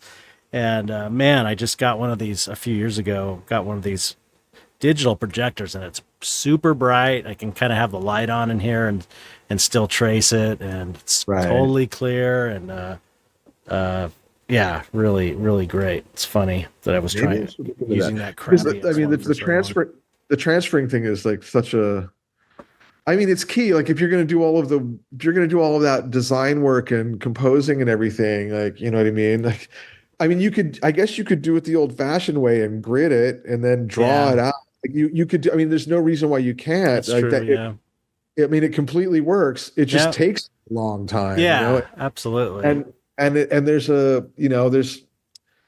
I mean, there's like a production schedule that has to be met, and you know what I mean. It's like every little bit helps, Like, Yeah, if you can just get it all right and get it up there, and not I have to like spend too long. it does make a huge difference rather than like doing it and redrawing it and redrawing it. Yeah, But I mean, I don't know. I definitely. guess there's different ways of thinking of that. But I definitely would, even if I was to have one of those digital projectors, I would comp it. I would comp all the stuff together in Photoshop Yeah, first. yeah, yeah. Okay. So as far as like mediums, do you use a medium, or you just kind of a straight oil guy, or use anything? I'm kind of a straight oil guy, but I mean, I'm not as much of a chemist as other people are. Like even over time, I mean, I'm curious. I want to know how things work. So I've tried lots of different stuff, Hmm. but I guess I'm sort of naturally lazy when it comes to that. And I can't stand having to mix up some complicated recipe with all of this different stuff. You know Yeah, what yeah, I mean? yeah. I just, I can't be bothered. And so no matter what it's been, I've inevitably just kind of gone back to, I really just like refined linseed oil or like, like, uh, um, or the thickened linseed oil cut with turpentine, Hmm. that's basically what I like. And that's all I pretty much use for the most Oh, part. okay.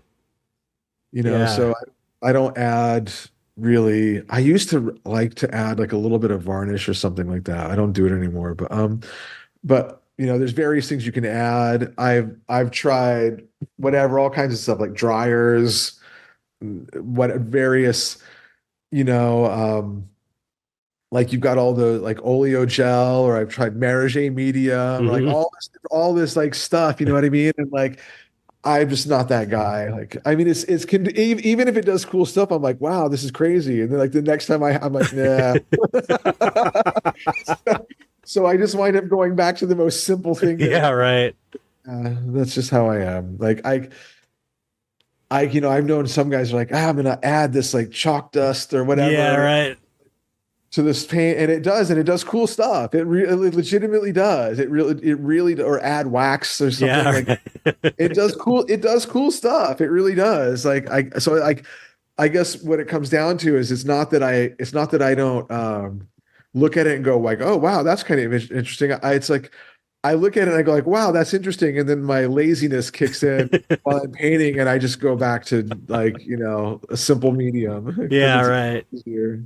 Yeah. Yeah, it's funny because I never got I haven't painted with straight linseed oil very much. I mean, I Oh painted it. really? Yeah, yeah. It's like I got hooked early on liquid Okay. because I was busting paint. The way I started, I was like, I committed to a bunch of shows, so that I would kind of, I would take anything that was offered, any show I could get, and that meant I had to paint a bunch of paintings. That meant I had to do them fast, and so I was painting fast. So I needed things to dry like overnight, Yeah. and it always worked so well for me that I never really, I'm like you're saying, I've tried Marager and I've tried Galkid and I've tried and did try linseed oil and stuff, but liquid from the very beginning just worked so well for me that I just never really strayed from it. Except Right. now I'm painting just with straight oils and a teeny bit of liquid if I need to extend it or make it a little bit looser or Sure. whatever. That's about it. So it's mostly just straight oil paint for me now after all That's these that's years. the one. That's the one. I mean, I've used liquid.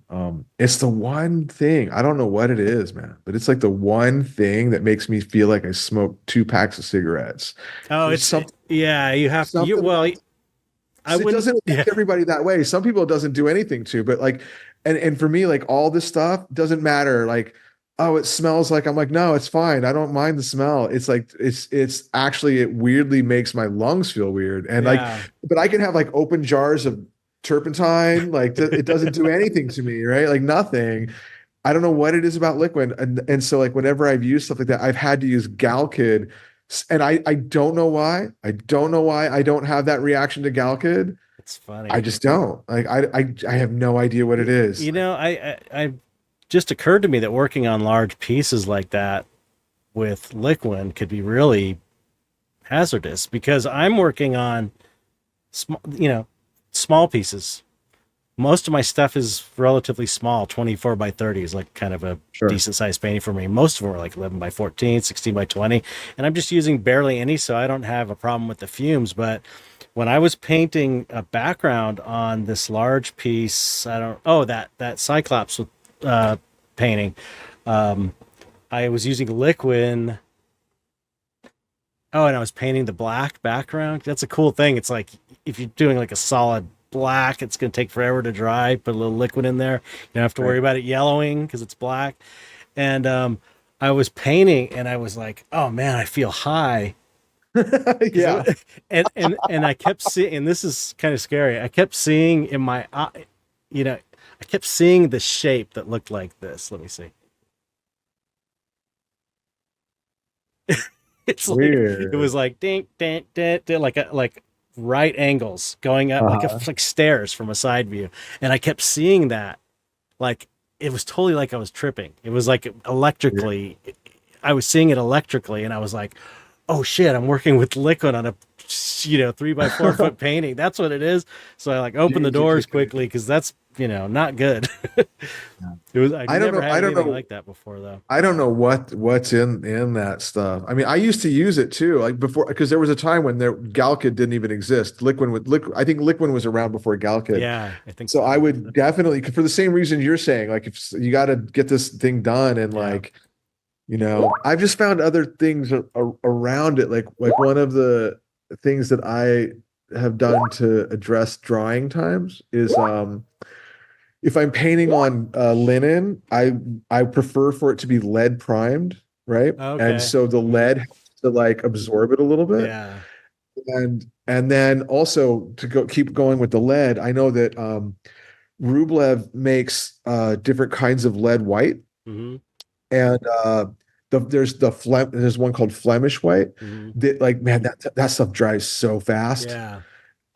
And so you can like I don't paint think I've like gotten the. impasto with it, Yeah, I don't think I've and gotten I'll the come back Flemish the white. next day, and it'll be dry enough to paint on top of, right? So Yeah. so I'll lay in first layers that are thick with that kind of Flemish white, and then go back with another pass with some other kind of lead white also that might take a little bit longer to dry. Okay. The Flemish white actually dries so fast for me that like it almost dries too fast, where Wow. I'm Okay. like, I wish it wouldn't get sticky. I'm gonna order this. Yeah, try it out, see Rublev. if you like it. I like their stuff. They got an It's Rublev. amazing. It's called Flemish white. They got.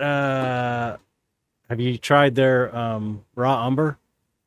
They have this raw umber that's like it's.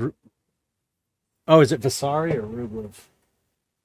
Which is which is. I think it's. Yeah, it's Rublev. Vasari. Wait a minute. Rublev is natural pigments. I believe so. Okay, no, it's Vasari. Okay, Vasari Vasari. is a good manufacturer though. Yeah, Vasari raw umber. It's a raw umber that I have never been able to find anywhere else, and it makes Oh yeah, that's yeah, it's such a great. Like I kind of use it.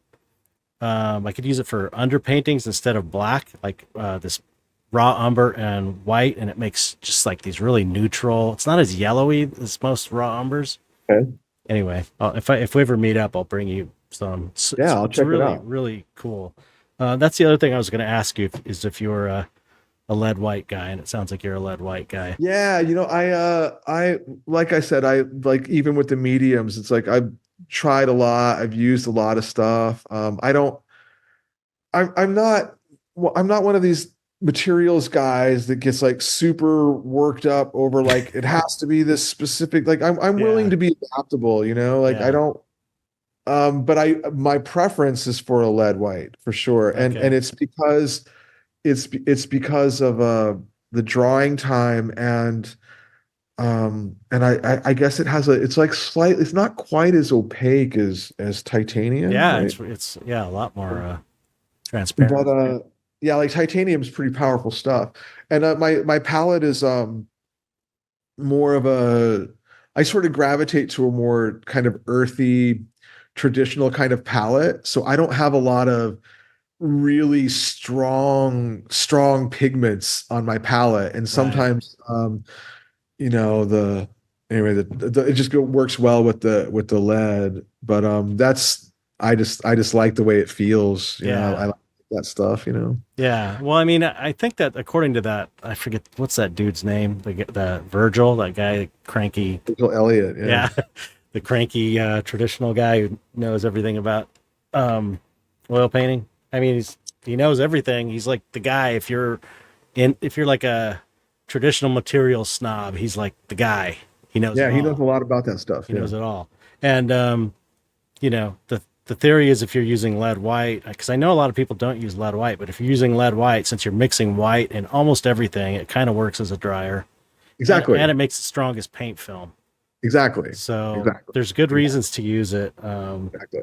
But man, That's literally like why I'm using it, yeah, and it's and I've worked with enough of them where like I'm saying like especially with the Rublev ones, the different whites have like dramatic. They're all made from lead, but they have dramatically different drying rates. hmm, Which, if you're just thinking of like, I just want to use one white, I could see how like you might like somebody might be like, oh, I hate this thing.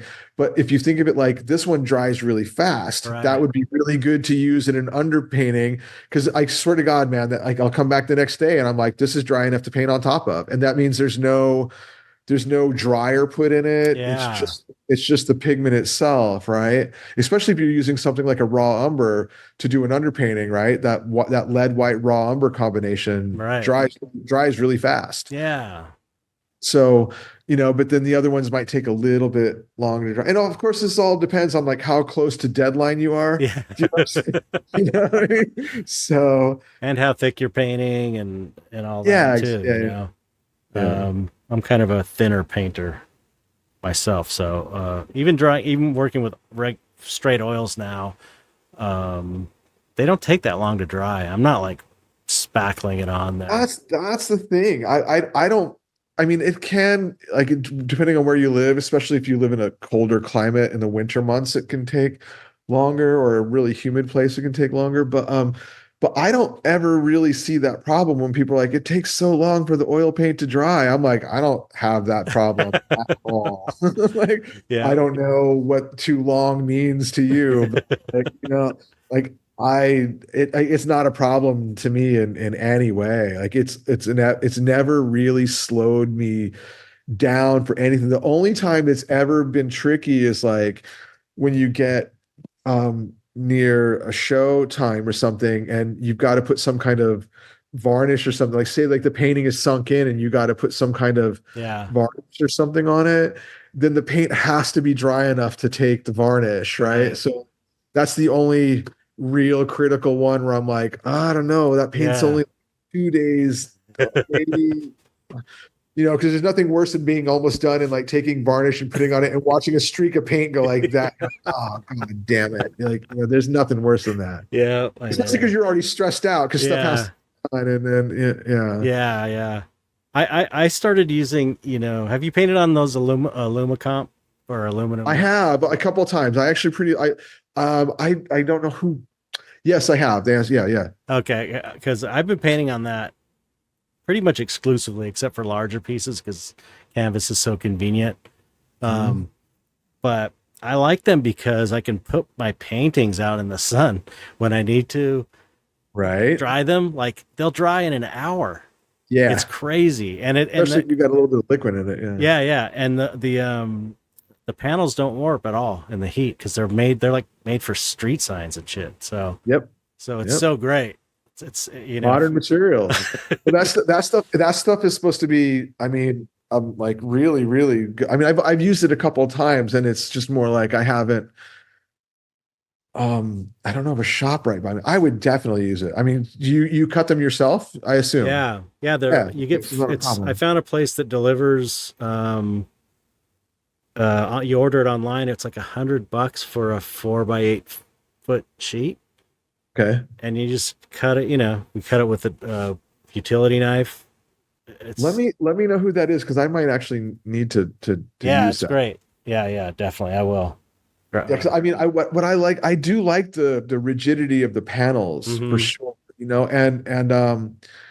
And those aluminum ones. they're kind of lightweight. Yeah, and thin. You know, yeah, they're thin, and it seems, and everything I've heard about it, it's like they're supposed to be like very good archivally and all of Yeah, that. you don't have to worry I about mean, expanding or paint nope, cracking really or anything, which nope. is kind of I cool. mean, so it's like a super good way to go, Yeah. And those Masonite ones sometimes, like, yeah, you never know. Yeah, I've that's the problem with Masonite is I've dropped them and chipped the corners before of Yeah. paintings. It's like, Yeah, uh, but if you drop the aluminum ones, you'll bend the I corner. know, but you can take pliers and bend it You back because bend I've it done that back. too. And for the Masonite, I actually went in with plumber's putty and formed it. Oh, really? Yeah, and I don't Okay. remember what painting is, but someone I know, or someone who bought a painting has a little piece of plumber's putty in the corner of it. But all right. Anyway, I've taken up so much of your time. I appreciate you coming on. That was super fun. Maybe you Oh, could thanks, man. It's great to talk to you. yeah, Absolutely. yeah. I'd Yeah. love to. We should get together sometime. We're kind of we're not Absolutely. too far from each Absolutely. other. I tried to shake you down while you were at Copro the other night, but like maybe you were heading out the door or something because I was like, "Hey, Chet," and like Oh, I I don't think you didn't. I don't think you heard I me, didn't hear you. and Definitely. you were like going out the door, and I was like, "Oh, he's probably just going out there to get some air," Oh because it was. shit.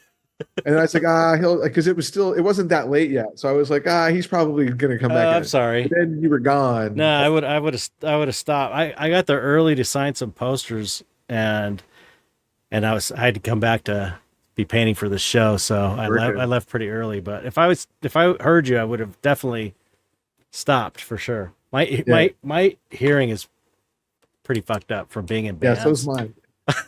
It's bad.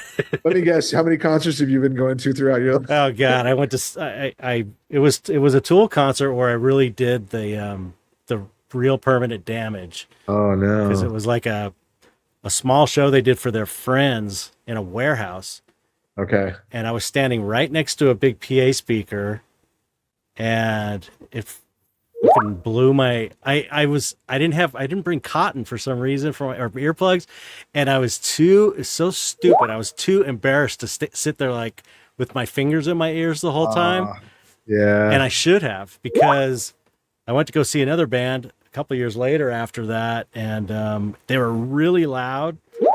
One of my favorite bands, my favorite song came on, and they played this bass riff, and every note sounded the same. It was like my ears can't Oh, hear above a certain frequency. certain range. So he's like, do do do do do do. To me, it was like da da da da da da da da da. It just sounded like, and I was like, Oh oh man, I no, really fucked my ears up. that's a shame. Yeah, so I'm But sure I'm gonna be getting hearing aids at some point because yeah, I mean, constantly my. saying what to my wife, Oh, me too. especially if Me there's too. background noise. I can't hear shit. Yeah, I'm the same way. Or you go to those really crowded rooms, and somebody starts mumbling, and I'm like, I have no I'm like idea. going like this. You see me at shows and you're talking to me, I'm always kind of like got an ear towards you. I guess it just goes with the territory. What are you gonna do? Yeah, I know. Hey, for being a Yeah. rock guy. Anyway, all right, I'll let you go. Don't hang up though. But Okay. but thank you for coming. It was great talking to you. Hopefully you'll come on again Absolutely. because I've got a ton more technical questions to ask you and conceptual. I mean, I didn't get into a lot of stuff I wanted to ask you, but maybe you'll come on in the future and Yeah, we could do it again sometime. That's fine. that'd be If you, awesome. if your people want to hear it, Oh, they I'm will. more than happy to do it again. Excellent. Cool. So the last thing we have to do is just say goodbye in your own special way, however you want to. What? Parting is such sweet sorrow.